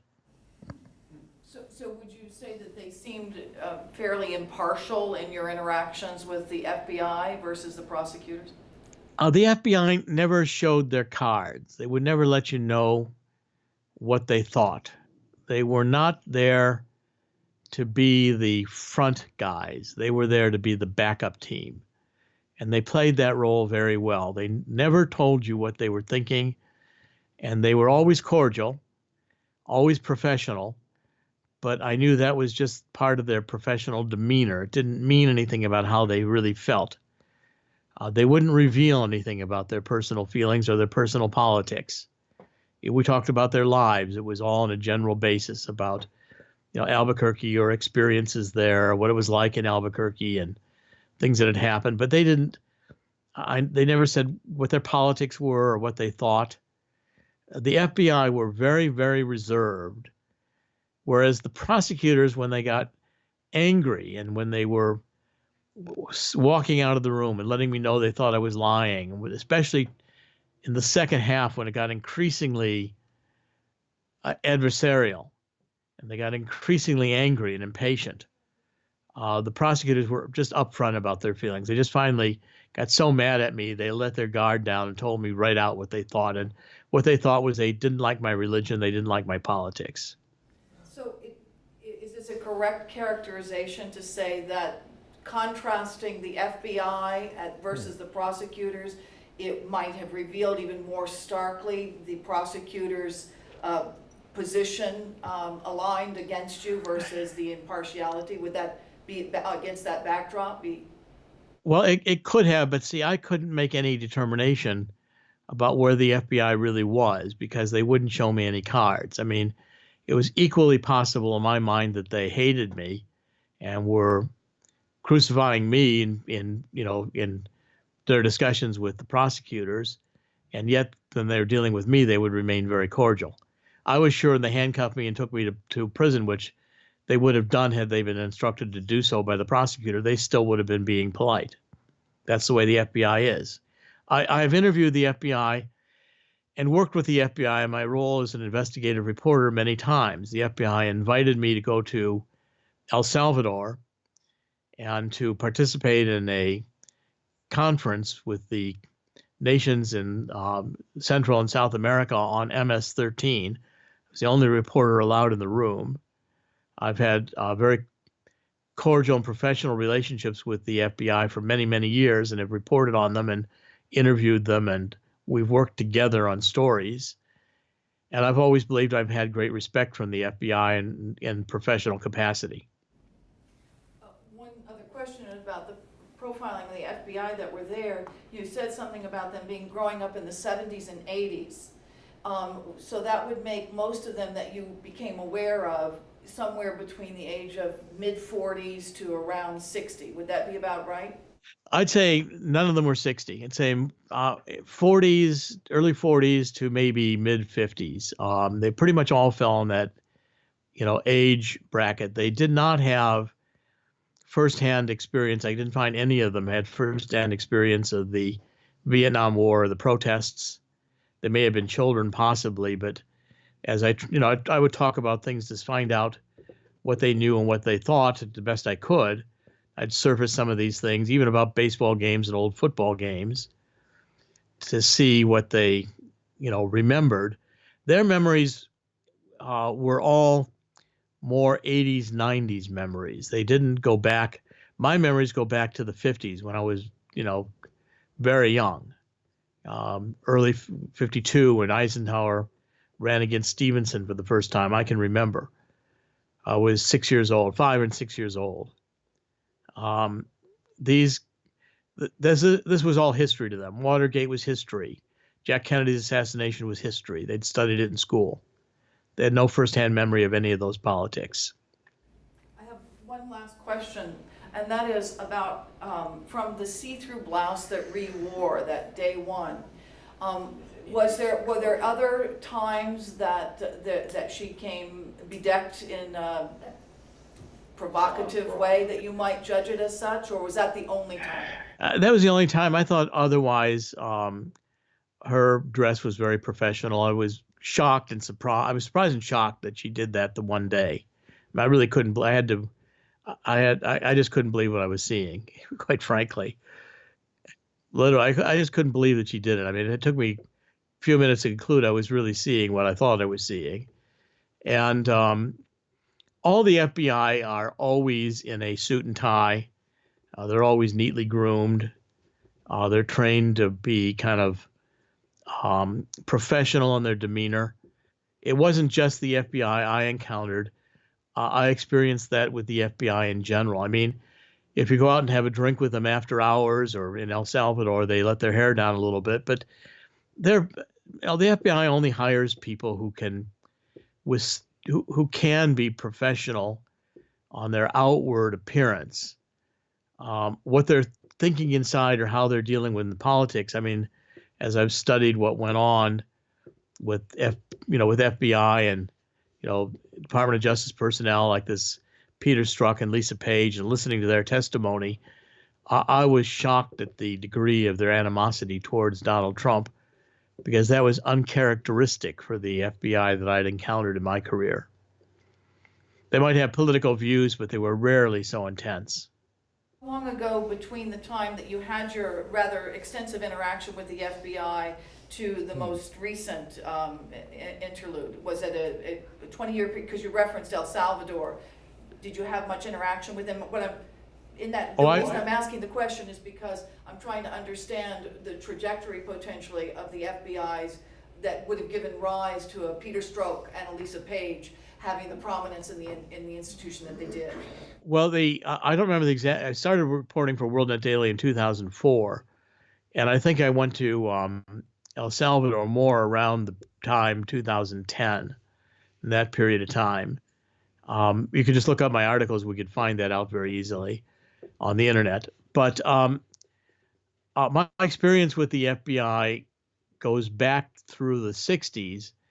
A lot of the government contract work I did at the Civil Violence Research Center, Case Western Reserve, or the Lindbergh Center, the Study of Violence at Brandeis when I was at Harvard, I dealt with FBI agents on a regular basis, and they were rarely political partisans.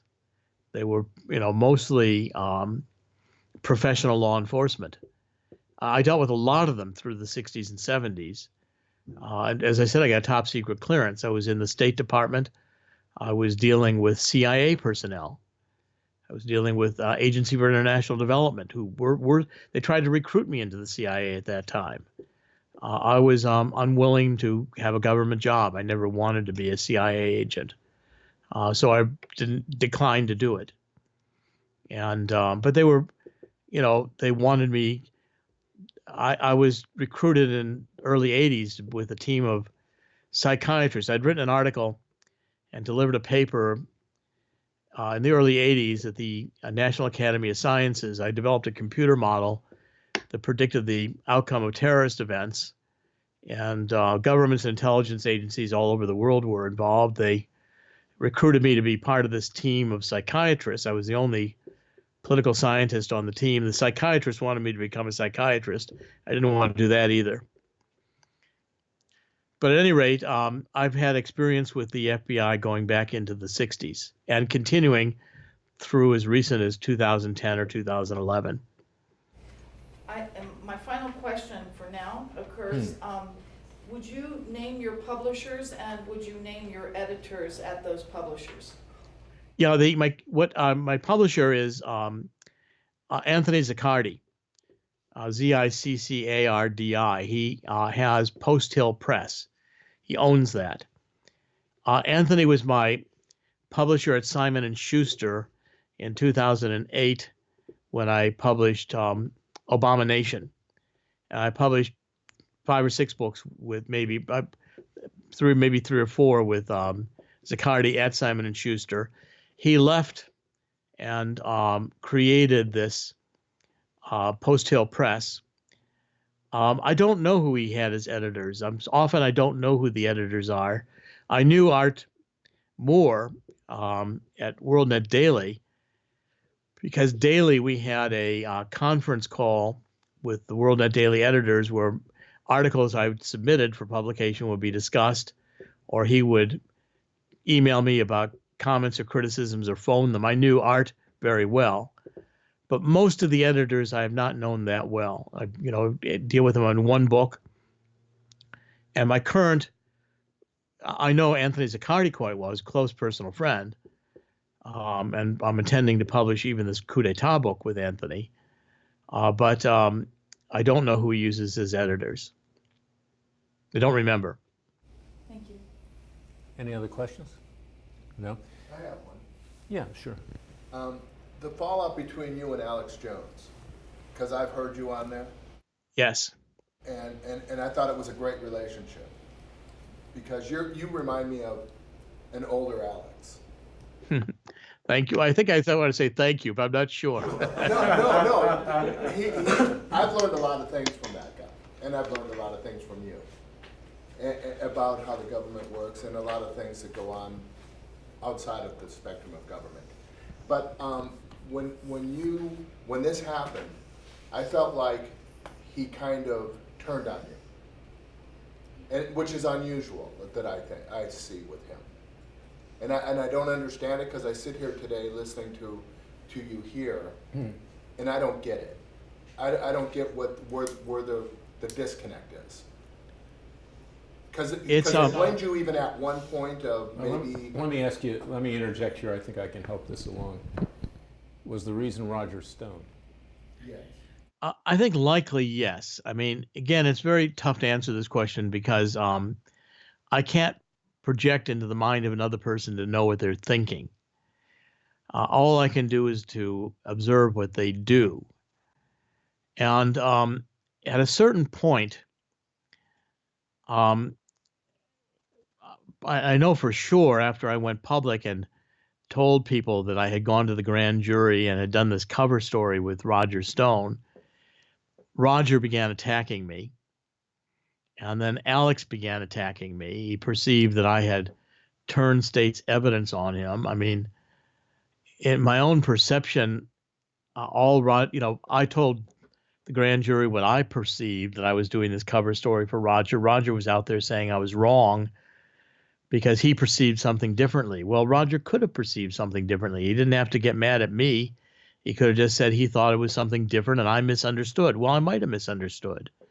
A lot of the work I did with the psychologists and psychiatrists, one of the first things you learn is you have to be very cautious about projecting your conclusion about what somebody's doing into their mind as if that's what they're doing. The truth is you don't know what another person is thinking. Even when they tell you, you don't really know if that's what they were thinking. All you can really do is judge from what they do. And so I've come to be a very good observer of what they do. And I realized that at this certain point they started, Alex, who'd been saying I was a hero, and but there were also friction and tensions with Alex that went previous to that. There was always a little bit of jealousy with Alex. There was a meeting we had when Alex came into the Mayflower Hotel and did an all-day long conference, and he wanted me to speak, but he was really rude that day. And I was wanting to have lunch with him or dinner with him. I'd seen him the night before. Well, he comes out and accuses me that I was drunk the night before and had to be accompanied to my room. Well, I don't recall that I've ever had any offense of any kind on excessive use of alcohol. There's nothing on my record. And I like to have a drink, but I may at 60 or 70 years old now be not quite as fast as I was walking back to the hotel after having dinner and a couple of drinks. But I don't think I was drunk, but Alex was suddenly accusing me of this. At some point around Alex just turned on me. And then they started rejecting my articles. There was an editor there, Kit Daniels, who hated me from the beginning and wouldn't post my articles, insisted I learn the software and post the articles myself. I learned the software. I posted my articles. Then he insisted I couldn't post them until he reviewed them, and then he wouldn't review them. And he had I had endless trouble with this guy, Kit Daniels, and Kit was very close to Alex. I brought Alex, when I first joined Alex, I had a couple of investment bankers that I'm close to in New York offer to put $20 million in Alex's company. They believe that Alex was one of the most disruptive to the mainstream media. They wanted to help Alex grow his business. I worked with these investment bankers. They were willing to create a new company, let Alex keep all of his existing companies without dilution. Take 20% of the new company they created. They were bending over backwards to get money to Alex. And I brought these investment bankers in to see Alex, and Alex felt threatened by them. He said, I hired you to write for me, and now you're trying to take over my company. He wouldn't speak to them. He was rude to me, wouldn't put me on air. I mean, this went on, accused me. I was brought down one of the investment bankers to see him when he didn't want to talk about it. That's, I think, when the relationship started souring. That all I thought I was doing was bringing him a big, huge pile of cash, which ought to help grow his company. And that's when I got closer to Dr. Jones, because Dr. Jones would take me aside and talk, was afraid that I was going to be so offended and hurt by the way Alex was treating me that I would resign and maybe sue them. And I go out to breakfast with Dr. Jones. We talk for hours about this. As I said, I'm not a psychiatrist, but I've had great training by them. And we talk about Alex, and I was concerned that characteristics which had made Alex very successful when he was younger, now that he had grown to be older, would be the exact same characteristics that cause his downfall. And I was trying to counsel with his father, given my experience, as to steps we might take to make sure that Alex didn't self-destruct. And especially in the way Alex had treated me, which I considered not normal. I mean, I brought a lot of people investments, and very rarely do they disown you because you offered them $20 million. If somebody could offer me $20 million a day, I'm not going to be angry at them.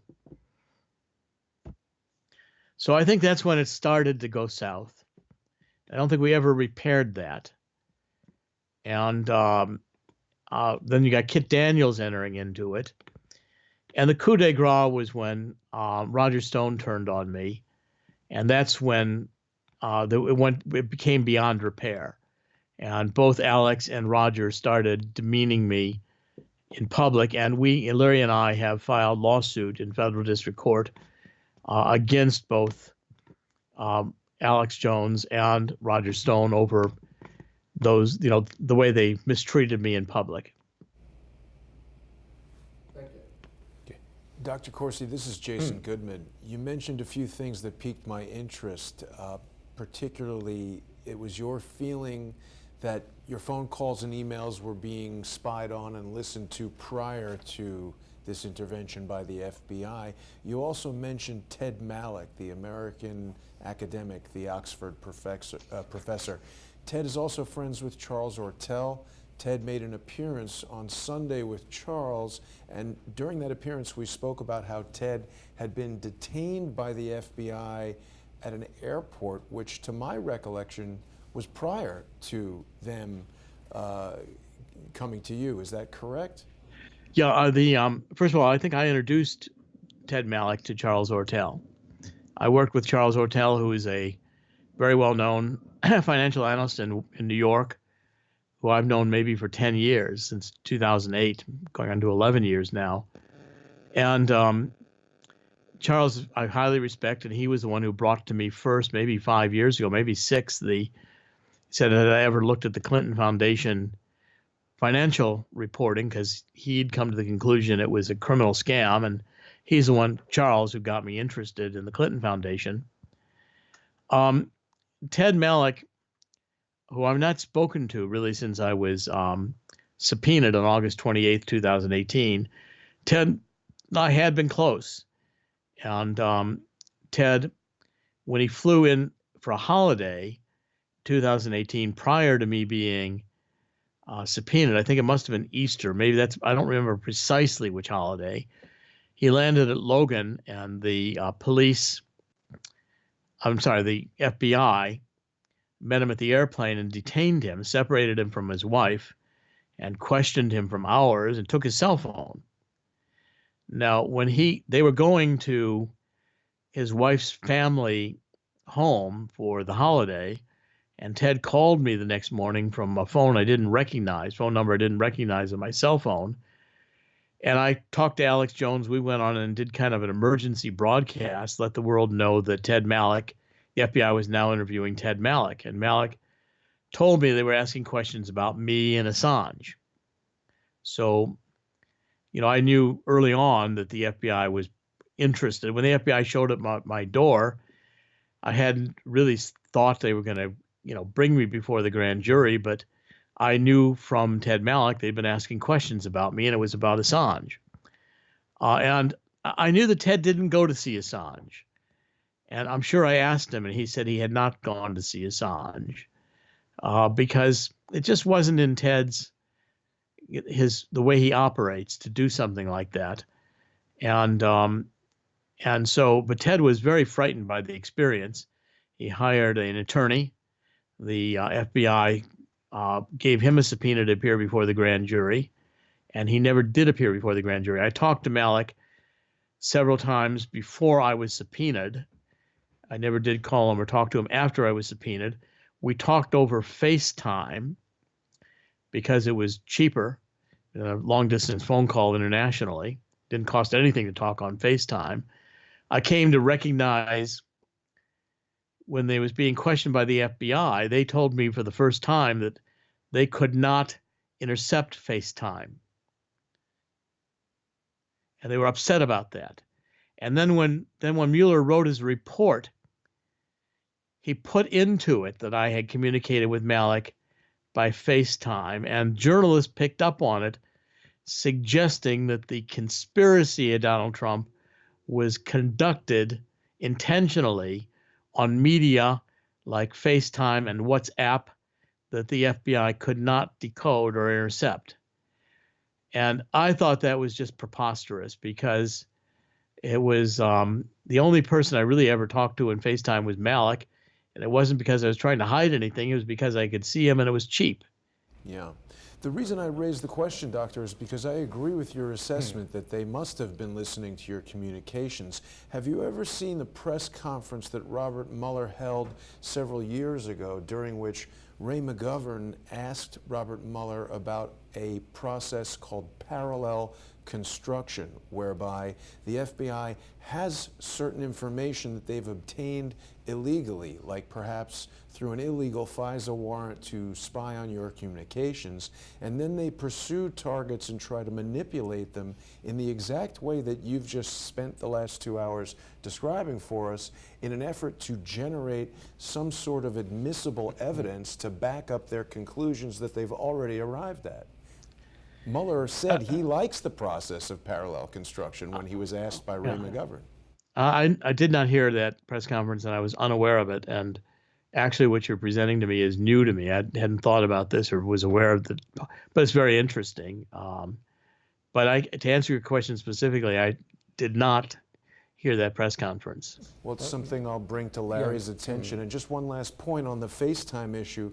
I directed a movie in Dubai about 5 years ago, and my phone was destroyed. It fell into the ocean, and when I attempted to buy a new one, I too became aware that FaceTime was somehow very secure, because in Dubai, FaceTime is disabled in hardware if you purchase an iPhone in Dubai, presumably because the UAE government cannot spy on the communications. Yeah, I was very surprised when the FBI explained that to us, and they made a big point. I mean, not the FBI, the special prosecutor. I made the point that they could not penetrate or decode or listen to, intercept FaceTime. And they asked me if I was aware of that. I said, no, I could. I said, you got to be kidding me that you can't. I mean, I couldn't believe that they couldn't go to FaceTime, and I think it's owned by YouTube or someone.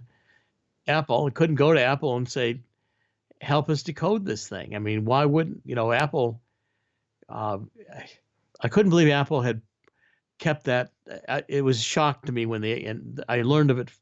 They couldn't decode it first when the special prosecutors told me that was the case. Well, you obviously don't believe that that's the case, do you? I mean, if that's the case, we're in a lot of trouble. I don't, what I've come to the conclusion, I mean, I can't prove this, but from the questions I was asked, I thought the special prosecutor and the FBI knew everything before they asked me. And they knew everything about me before they brought me in, that they had spent literally millions of dollars investigating me and doing it in a way to ask people not to tell me or to keep it quiet, but that they had been, I got little hints of it. Like when Malloch told me that the FBI, when they detained him at Logan Airport, had asked about me.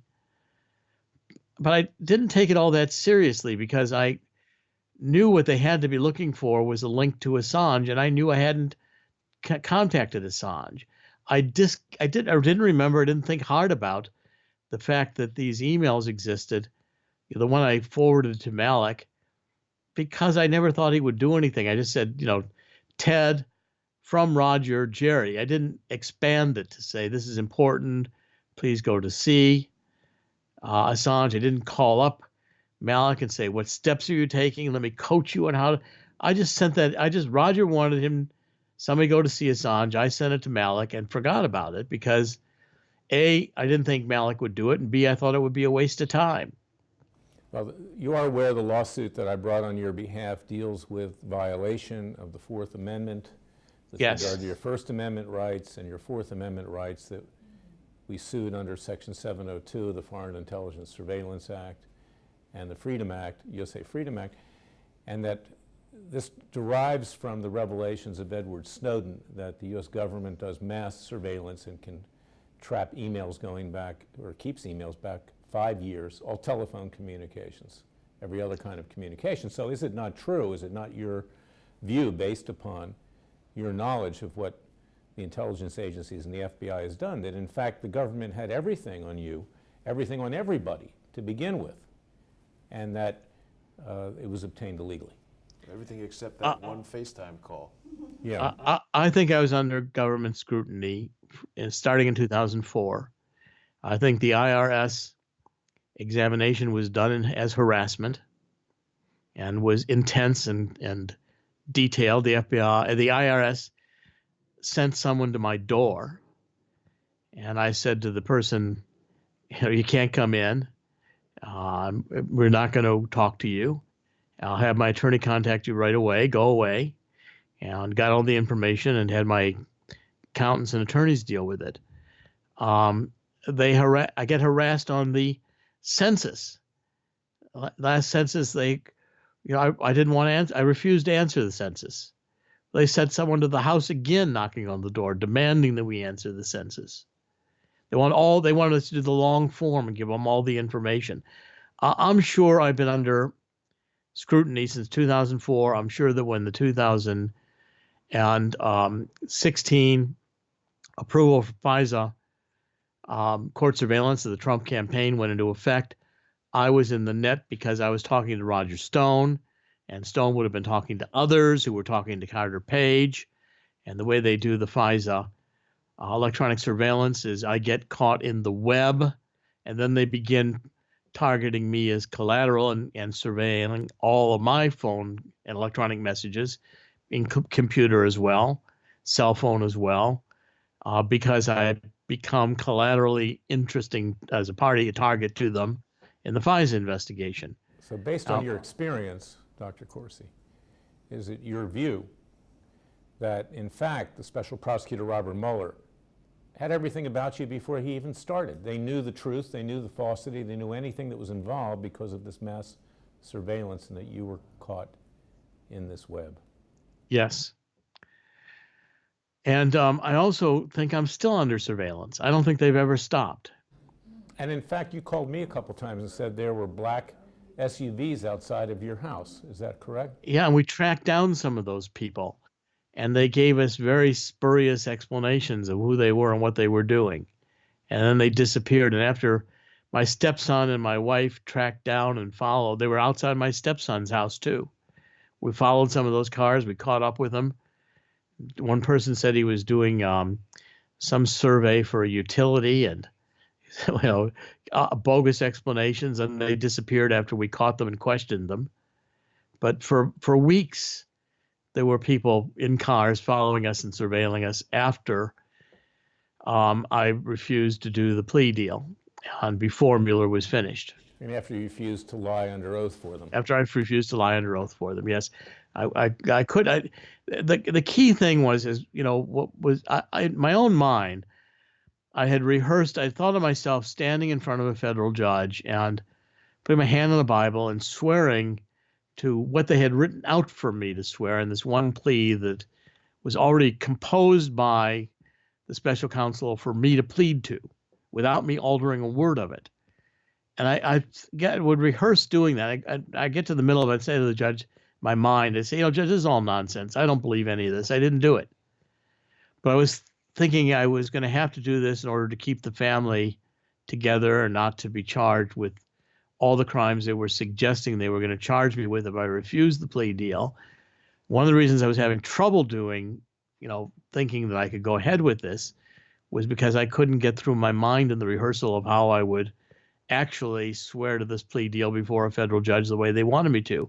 Then when Monica said what she did and let me know that despite the fact that we may lose everything and I may go to jail, she was willing to take those consequences, but she didn't want me to lie. Then I just immediately decided, well, I'm finished with that. I'm not gonna, how could I lie to a federal judge when I considered it something that would be an offense against God and Jesus Christ, and I just couldn't do it.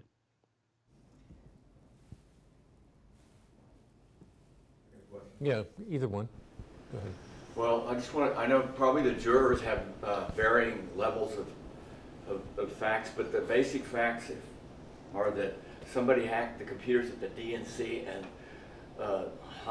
30-something thousand or more, you can correct me on the arithmetic, emails were,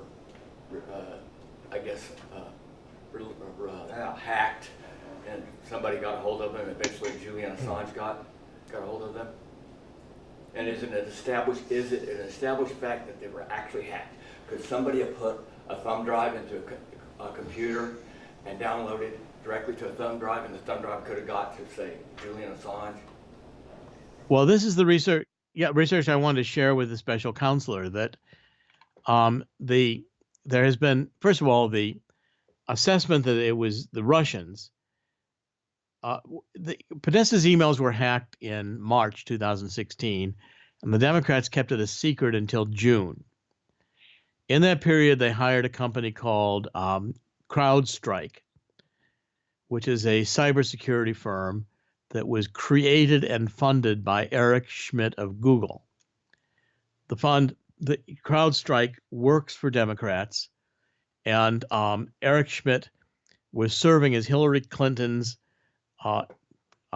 IT coordinator for her outreach effort, Get Out the Vote. And when the CrowdStrike reported that the Russians had stolen the emails, it was because there was metadata they said they discovered on this Cozy Bear and Fuzzy Bear that was all Russian hack email signatures. And that's what was used by Brennan and Clapper and the intelligence community as the basis for their joint intelligence assessment that the Russians stole the emails. Now, the problems are, number one, the DNC never turned over the email server from the DNC to the FBI or to anyone else for independent analysis. Number two, a group of experts, including a group of former NSA, published in The Nation, which is hardly a hard left publication, that their analysis was of the metadata that the emails were stolen with a thumb drive and it was an internal operation. Now, I met the gentleman whose wife was the editor of The Nation that published that article, and they are leftist supporters of Hillary Clinton living in New York City, and they got a lot of grief for publishing that article. I also had a informant And of course, the FBI had all this material, my emails. I made sure they saw it from an informant who had been divorced from an NSA agent. And she gave me very, very good information as to how the Democrats set up their email server, including the Colorado Mafia that put together the email server for Hillary Clinton and operated it in her home. And then later took it to the Platte River group in Colorado when it came under scrutiny. And there were two systems in the Democrats used. One was the NGP van system, and the other was the email server system. Now, the email server system, and Podesta also used his Gmail account, but anything going through the DNC email server had all the campaign information and all their communications about the campaign tactics, all their discussions among each other as campaign officials and the DNC officials. But the NGP van system had in it only campaign opposition research, schedules, donor data, and voter data. This Guccifer 2.0, who also the special prosecutor in the intelligence assessment thinks stole Podesta's emails, only hacked into the NGP van system. And I know that because I saw everything they published. Now, Guccifer 2.0 did offer this data to Assange, and they even put it into a Dropbox where Assange could pick it up. But Assange didn't want it because that data was worthless. It was boring. It was uninteresting.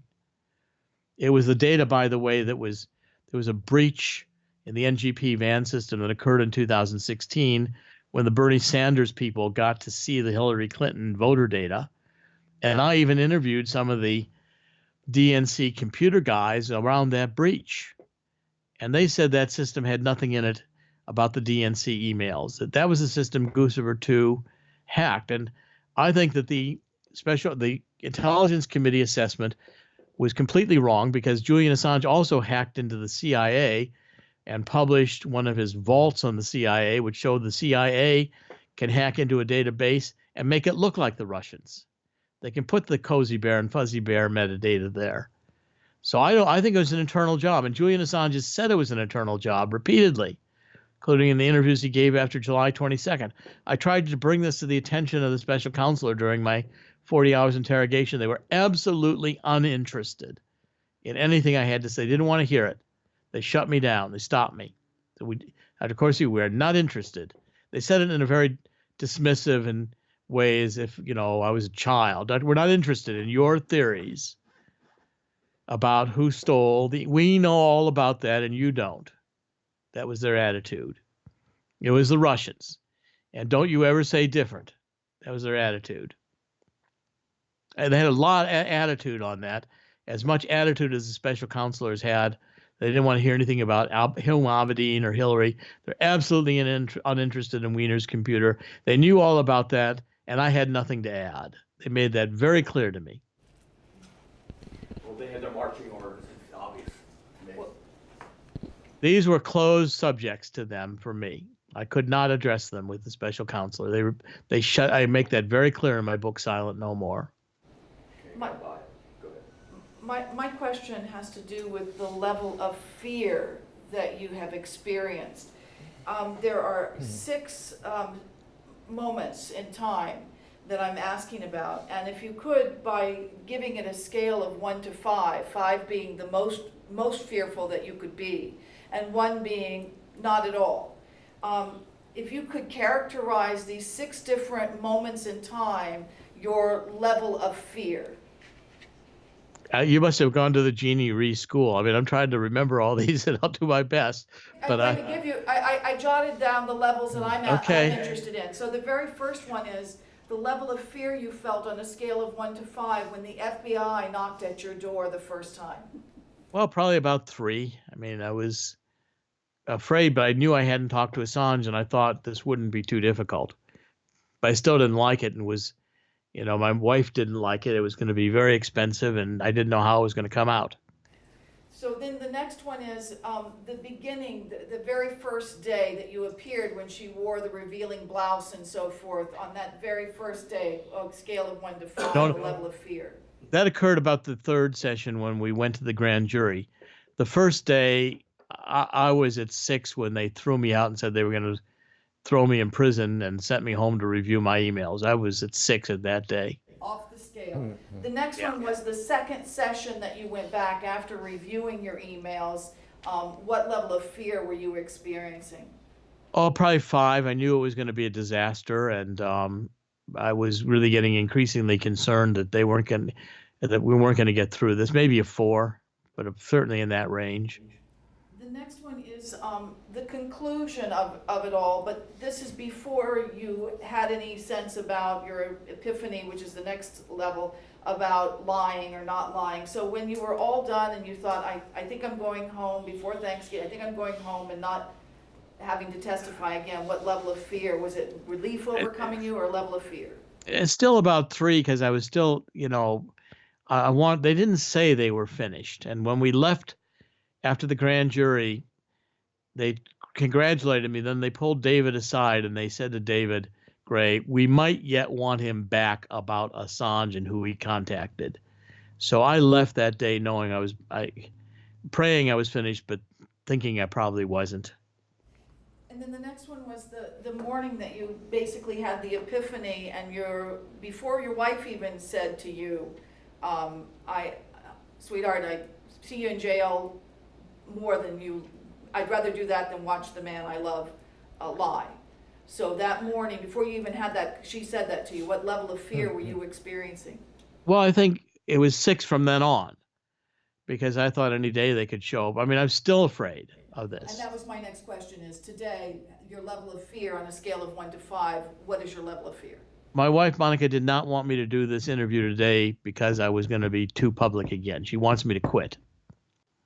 She says, if you keep going, they'll be back at the door.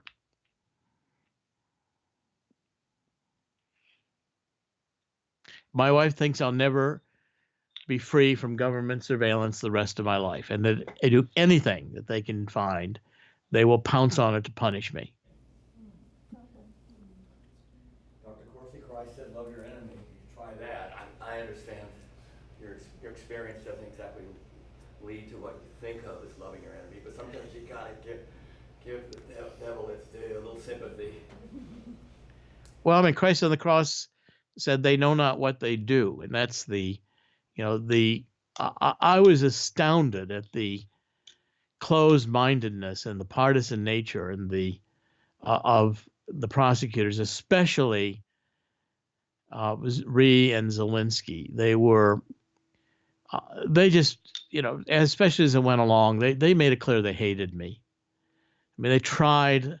I think Ree tried to like me and tried to, I went in, dealing with these people as if they were going to be fair. I went in to cooperate. I went in with the presumption that this would be not a rigged or partisan or illegal examination. I was completely wrong. This was criminal. And the interrogation, I think, and also the surveillance is criminal. The government's lying. And I experienced that firsthand. It's a really shaking experience. But there are parts of the Bible. I can remember sections in Paul where Paul is writing about his enemies, and he's saying that, we are destroyed by our enemies when we ourselves become so rigid that, what Paul's point is, you have to let God take care of your enemies. It's part of what I was saying, that I came to the conclusion that I had to tell the truth and God would deal with the outcome. I didn't feel like the outcome was in my hands any longer. All I felt I could do was continue to stay in my moral compass.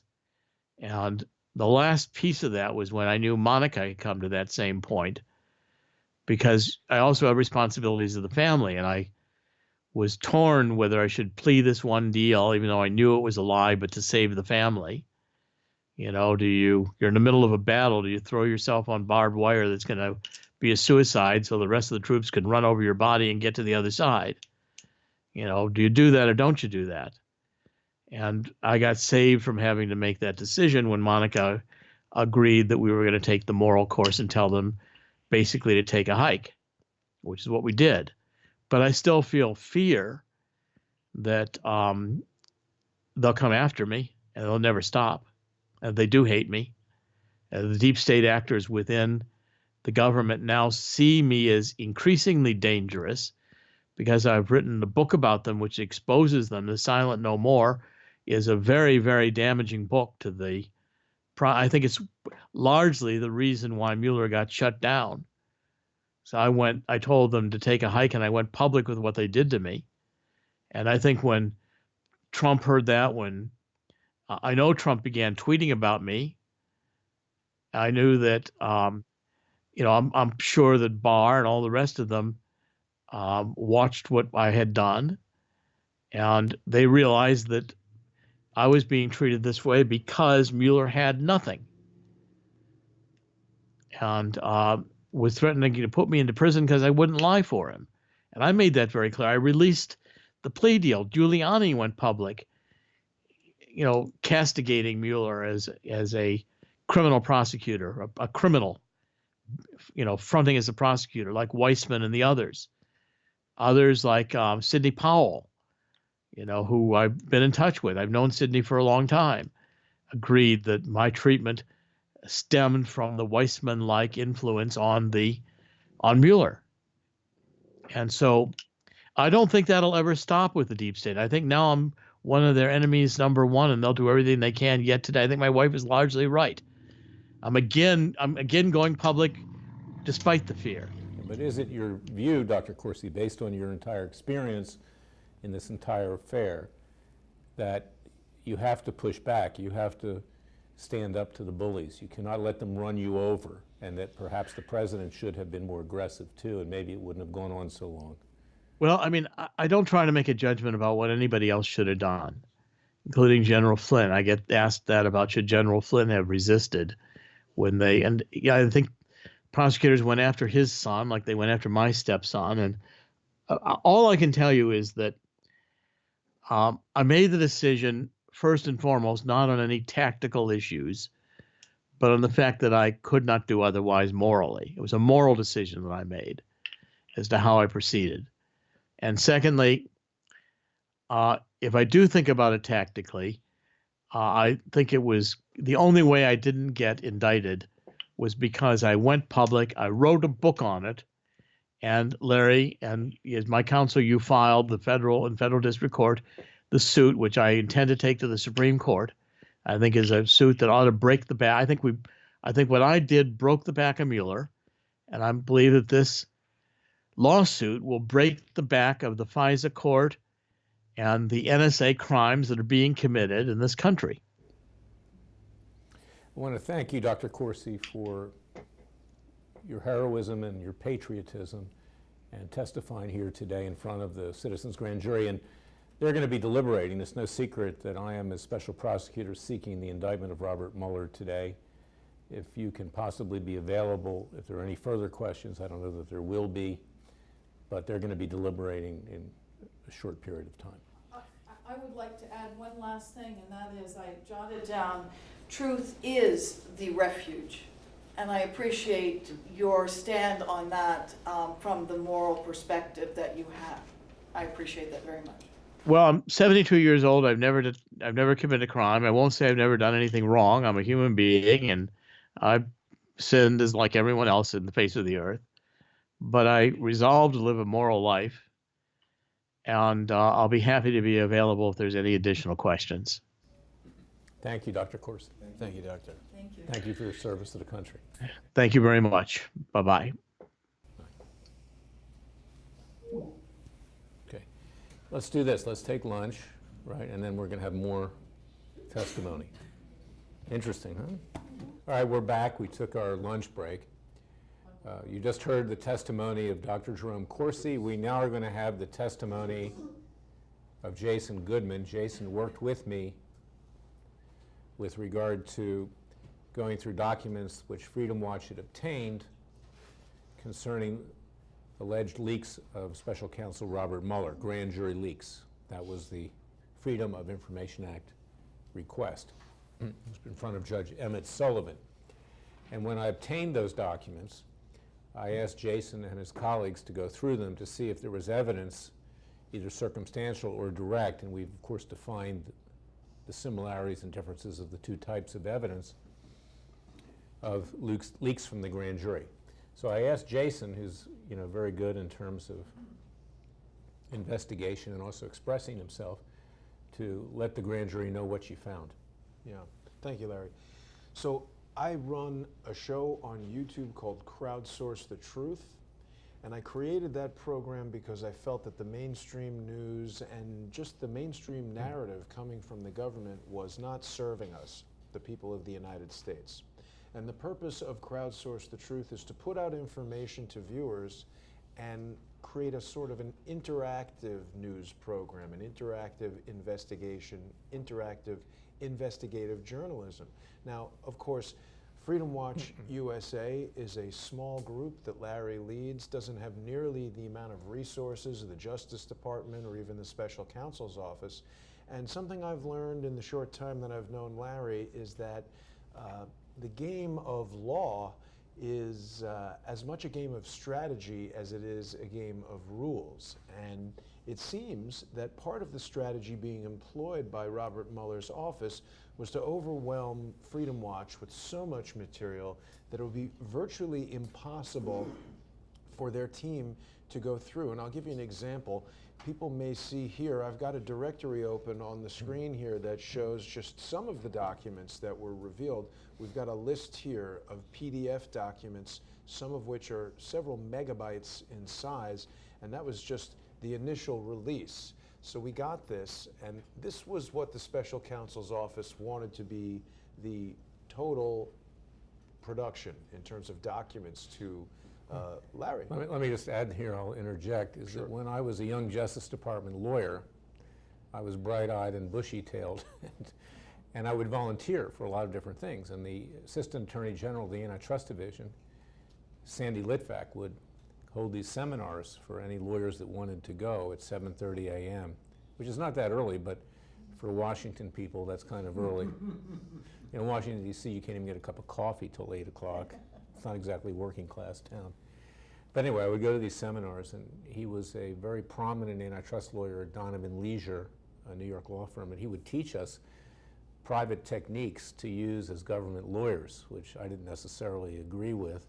But one of them was that if you had a damning document, produce a whole bunch of documents, reams of documents, and bury it in the middle. Right? This is the head of the Antitrust Division that's teaching us this. So this is similar to what Jason is saying. And it seems Yeah. quite clear that these techniques are being utilized all the time. So if someone is the target of a government investigation, even if that someone is the president, they're going to overwhelm their opposition with information, and it's very difficult to get through. As we open just one of these documents, I want to point out a few things to you. First of all, this document is many, many pages.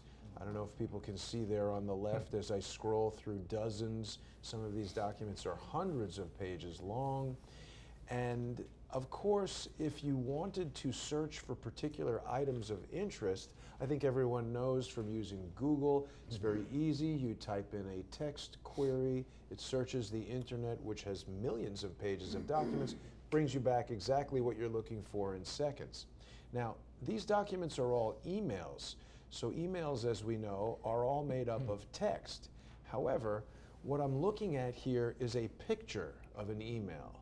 Normally, when you zoom in on a piece of text on a computer, it remains very sharp as you zoom in. But because we have a bitmap scan, a graphic, not actual text information, I cannot select the individual letters, and I cannot search for words in here. There's no way to search for Corsi. There's no way to search for Wall Street Journal, Shane Harris, Washington Post, none of that. You literally have to go through every document and you have to read them. Humans need to ingest this and then do basically an intelligence assessment on these documents. You need an analyst, right? So they know that that's virtually impossible for a small independent group like Freedom Watch to do.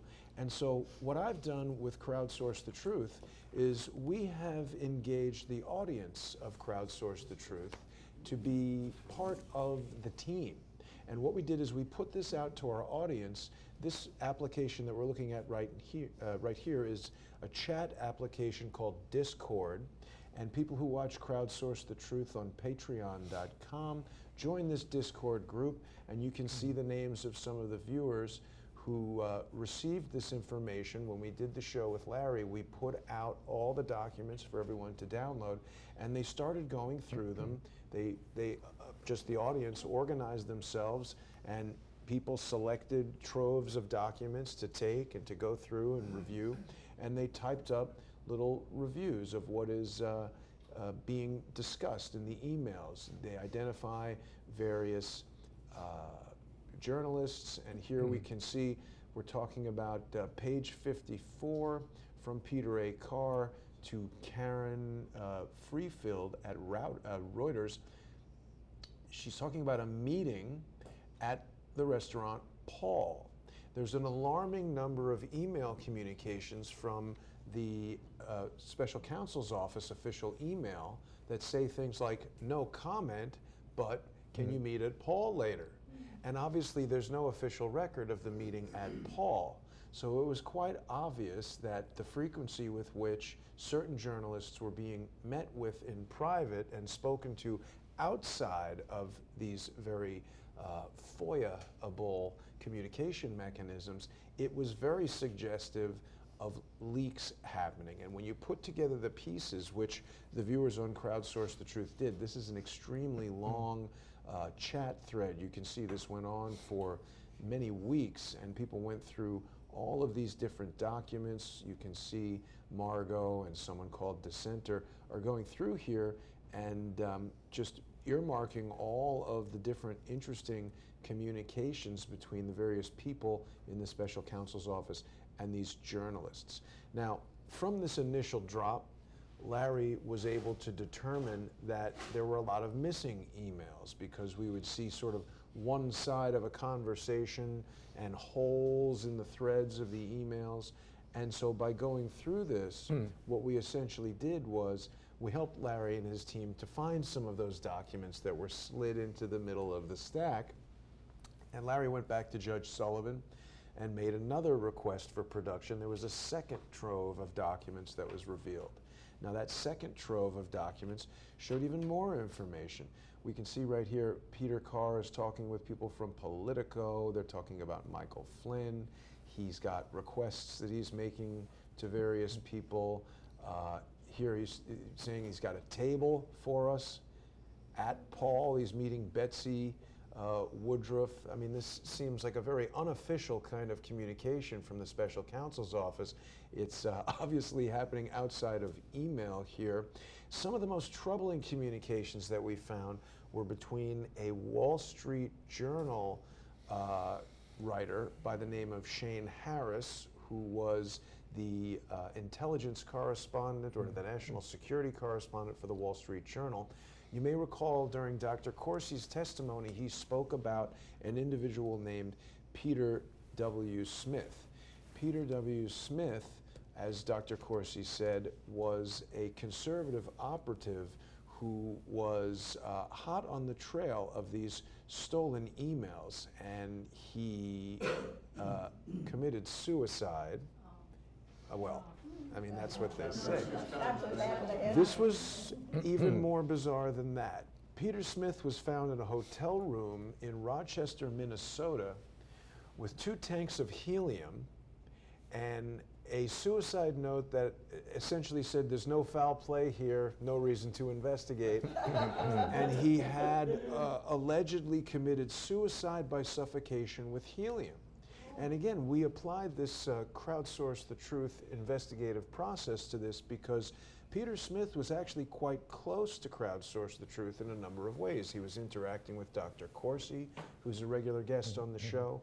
He was communicating with Charles Ortel directly, who is a regular guest on the show. And this guy, Shane Harris, who is contacting Peter Carr, the press liaison from Robert Mueller's special counsel office, is instructing them that he wants to invite them over to the office for the Wall Street Journal so he can debrief them. We've got a journalist giving information to the investigation. So, I mean, we weren't able to, from that line of communication, determine anything definitively, but it certainly opens up the door for more inquiry, and as Larry's case goes on, it could present an opportunity to learn some more about what Shane Harris was doing. Well, this is the basis of circumstantial evidence. You heard Dr. Corsi's testimony say that what he could observe is that there were leaks. Things started to come out that only you would know through the grand jury process, so therefore there had to be a leak. And this buttresses that, this supports it, this evidence, this documentary evidence, that Peter Carr, the press secretary of Robert Mueller, who worked under his authority, was meeting with journalists off campus, not communicating on the phone, not sending emails, but in fact meeting with them at this, and I've been there myself many times. It's close to the courthouse, close to the grand jury facility over at the courthouse, Paul Restaurant, a French cafe. And that's likely where he spewed forth grand jury information because it was not accountable at that time. Now I also want, Jason, if you can find it, necessary we'll take a little break. There were reports of Andrew Wiseman leaking information to the Associated Press. And there was actually reportedly a complaint that was filed by an FBI agent who apparently was present against Wiseman for doing that internally at the Justice Department. You can Google that and you can find that. Now, as I said earlier, this is a grand jury process. Even hearsay you can consider. You know, the old expression, you can indict a ham sandwich. Okay, now we're doing a lot more than that. Okay, we had turkey and roast beef at lunch. Okay, but you can take all of this together in your deliberations and come, you know, to your own conclusion, and they'll have an opportunity to defend themselves when we go to trial. Yeah. Jason. So here's Wiseman arranging these meetings with the reporters, and it really, when you look at the documents in their totality, it paints a picture of this very synergistic relationship between the press and the special counsel's office, where the press is spinning stories in the way that the special counsel's office wants. Peter Carr even asking journalists to do things like include a statement that Robert Mueller is a registered Republican. Obviously irrelevant, he still hates Donald Trump, but the idea is spin it that he's unbiased. So it's not the free press that we would hope it to be. It seems quite controlled by Robert Mueller's office. Right, and we know that the Republican establishment of which Mueller is a part has never been a fan of President Trump, to say it most diplomatically. The Democrats stick it in the front, the Republican establishment puts the knife in the back. In the last week or so, there's been a lot of stuff I've seen online anyway about some person who's been essentially outed for doing this by Horowitz and that thing, and nobody's been able to get out the name. Are you aware of that? For story leaking? Going on? Pardon? For leaking? Yes, for leaking. Apparently Horowitz is looking into a lot of the leaking stuff, and I think I read it on Breitbart somewhere where somebody they've got cornered essentially that has been leaking, and they can prove it. They just haven't released the name. I was just curious if anybody knew the name of the person. Whether it was maybe Right. Weissman. It could be Wiseman. That would be Here you interesting. go, high ranking, that's it, right? Yeah. There's no doubt that there's been a ton of leaking going on, and it was obvious to Larry, which is why he initiated the FOIA suit. And when he first appeared before Judge Emmett Sullivan, nobody was in the courtroom except for the judge, the bailiffs, Larry, and myself. But yet, That's correct. here is an issue that's happening that is such a crucial part of this attempted coup to overthrow the rightfully elected president, and no one's even there to pay attention. You've heard a lot about Judge Emmett Sullivan. Okay, he has the Michael Flynn prosecution, he has certain Freedom of Information Act lawsuits that Judicial Watch and that Freedom Watch has with Hillary Clinton. He was originally appointed by George W. Bush, or Bush the dad rather, to the Superior Court, and then appointed to the federal court by Bill Clinton. And I think he's the one Democrat in the federal court in Washington, D.C. that exercises any real degree of independence in political matters. And he's not perfect, and lately he's kind of gone off the reservation a little bit, but he's a decent man, okay, and he push this thing forward, and he's a nice man.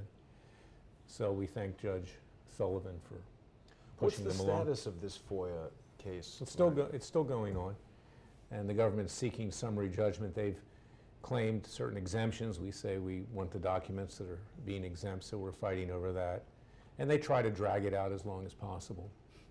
And, you know, once we conclude the evidence, I'm going to come back to you and explain to you what we're doing and put it in the context of this grand jury. If, Jason, you're finished at this point? I think we've Yeah. covered it. So let's flip into what we're trying to accomplish here today. As I said at the outset when we were doing our introduction, is that what you grand jurors are doing here today is very, very important. You represent the American people. You are the grand jury, as Justice Scalia said. It belongs to us. It doesn't belong to the other branches of government. In the last 30 years, since I've been doing what I do, in other words, become the People's Justice Department, as the left, you know, sometimes tries to make fun of me, the self-appointed Attorney General, is that I have realized from my own experience that the Justice Department is not going to pursue justice. That those that are powerful in Washington walk off. Occasionally someone at the middle level is held accountable. What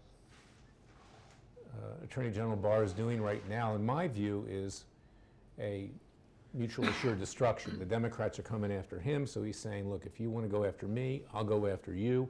I'll appoint the U.S. Attorney John Durham in Connecticut. And just beware, the sword of Damocles will be hanging over your head. What is likely to happen is that we get a report maybe 2 years from now. Either the president will be elected or reelected. I don't tell people who to vote for, but personally, I voted for the president, and I support him. But this is going to be a report. It's going to be like Michael Horowitz's earlier report. No one was held accountable. They lost their jobs. That's not enough to commit felonies. So you must consider at this grand jury whether we're going to be able to take action as the American people. And what I'm asking you to do now, and you can stay here, and Mr. Goodman and I will leave, and you deliberate. You have a question, let me know, and I'll come back in. If you want to get Dr. Corsi again on Skype or the phone or whatever and have a question, he's available. But this is a very focused indictment.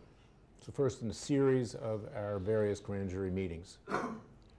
And we are seeking to indict Mueller, and I ask you to indict him. And we'll go to the next phase on the various grounds that I went through in doing the jury instructions. Now, we prepared the indictment. It tracks exactly what I went through earlier. You can read it. You should read it carefully. When we leave the room, choose a foreman who, if there are any questions, will come out and ask me to come back in. And it's the foreman that will sign the indictment for you. Along with the indictment, this will maybe just to aid you in your analysis, we prepared a verdict form which goes through each of the different counts which are in the indictment. So first, read the indictment. I don't need to read it again because it tracks what I went through earlier. Read the indictment, get an understanding of what the elements of the law is. And again, the law is not limited just to federal statutes. It's limited to, it's not limited. It can also be common law. It can be just the law of man and the law of God, you know, human law. But we did track the federal statutes because we want to be totally defensible in what we're doing in terms of people saying, okay, you made up your own law. But in fact, we're not bound by that. But we did track the federal law, and it does fit. So here's the verdict form, and you'll go through there after you deliberate, and you'll circle which one, probable cause or no probable cause for each count. Do this after you read the indictment and digest it. And you can talk about it, and if you have any questions, come out and see me. But the first thing to do is to choose a foreman. Let me give everybody this verdict form and the indictment. Everybody gets a copy of it. We can distribute it.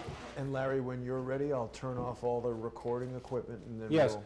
and what we'll do is that Jason and I will leave the room. You all have my card. You just call me if you have a question. We're going to be downstairs and we'll come back. They can stay. Yeah, sure. And you call me if you have questions, or call me when you're finished deliberating, and we'll read the verdict, and then I'll ask the foreman to sign the indictment. And at that point, if you return a true bill of indictment, we'll then proceed to the next phase for a trial, and we will also be pursuing subsequent grand jury sessions. Okay, we've reconvened after about an hour and 20 minutes of deliberation by the jury, and they've returned a verdict. It's signed by the foreperson, the forewoman, and it reads as follows. People of the United States of America versus Robert Swan Mueller III. Verdict form. We, the citizens' jury, find with regard to Robert S. Mueller, 1, for count 1, violation of Federal Rule of Criminal Procedure 6E2, violation of grand jury secrecy provisions, we find probable cause. 2, for count 2, violation of 18 U.S.C. section 401(2), the unauthorized disclosure of grand jury information, we find probable cause. 3, for count 3, violation of 18 U.S.C. 641, improper dissemination of grand jury materials, theft of government property, we find probable cause. 4, for count 4, violation of 18 U.S.C. section 1512, tampering with a witness, we find probable cause. 5, for count 5, violation of 18 U.S.C. section 1513, retaliating against a witness, we find probable cause. 6, for count 6, violation of 18 U.S.C. section 1505, obstruction of proceedings before departments, agents, and committees, we find probable cause.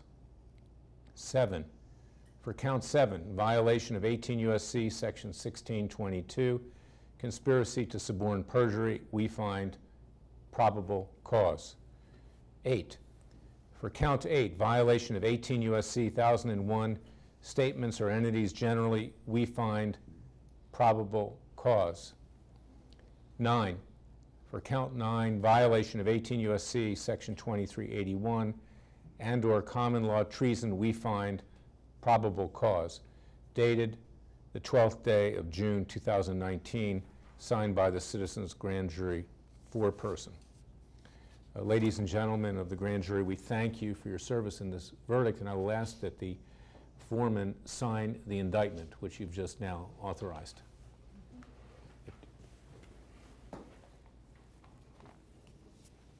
Here's a copy of the indictment. And if you can initial each page. Okay.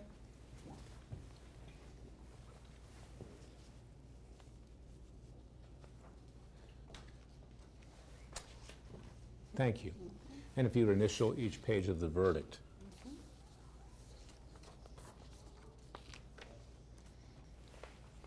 Thank you.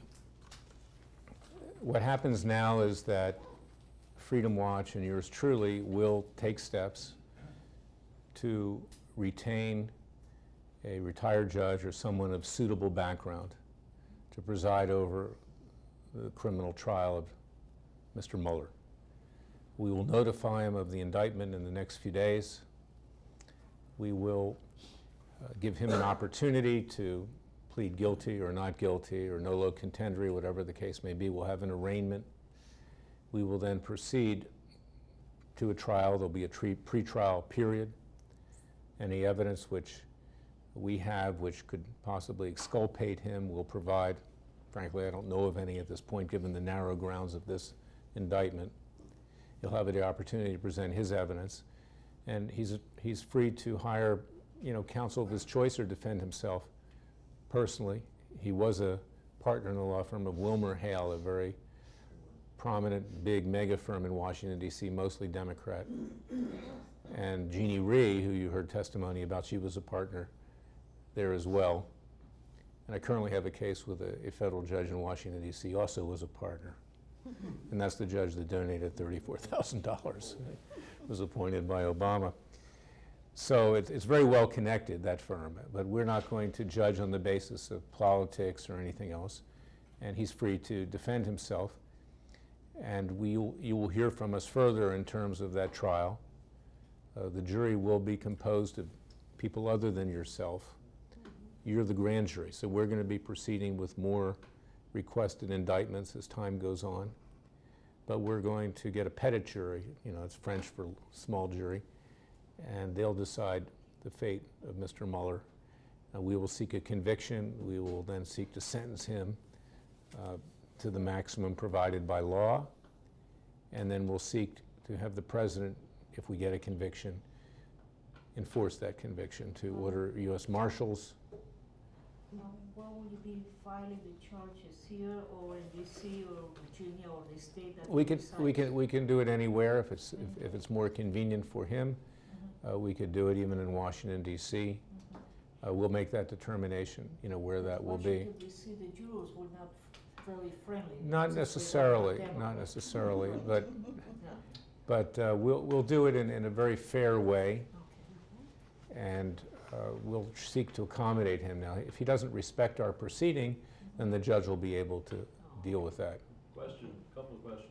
Number one, theoretically, could another jurisdiction act upon your indictment? Yes, this is a universal indictment. But the likelihood is pretty small? Yes, we didn't, this is not, I don't want to identify the jurisdiction here that we're in today for security reasons, but this is not based upon any particular jurisdiction. This is based upon the American people's rights, generally speaking. Right. Okay, so it's not necessarily a state jurisdiction. All right, next question. If he should be unresponsive to you, what happens then?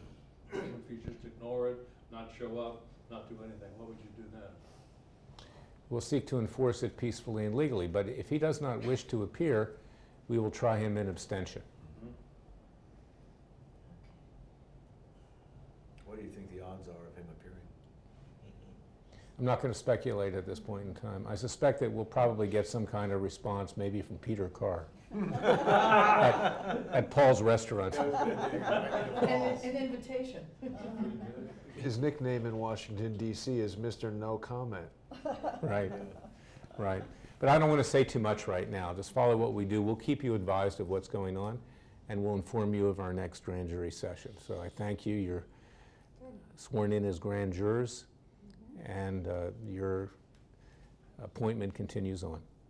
You did an excellent job, and thank you. You were very attentive. I was watching you during the 3.5 hours of Dr. Corsi's testimony, and none of you lost your attention span. And you're taking notes, and you're very, very serious about it, and you had questions. So I think you did an excellent job. Thank you. Thank you. God bless everybody. Thank you. Thanks, everyone. Thank you.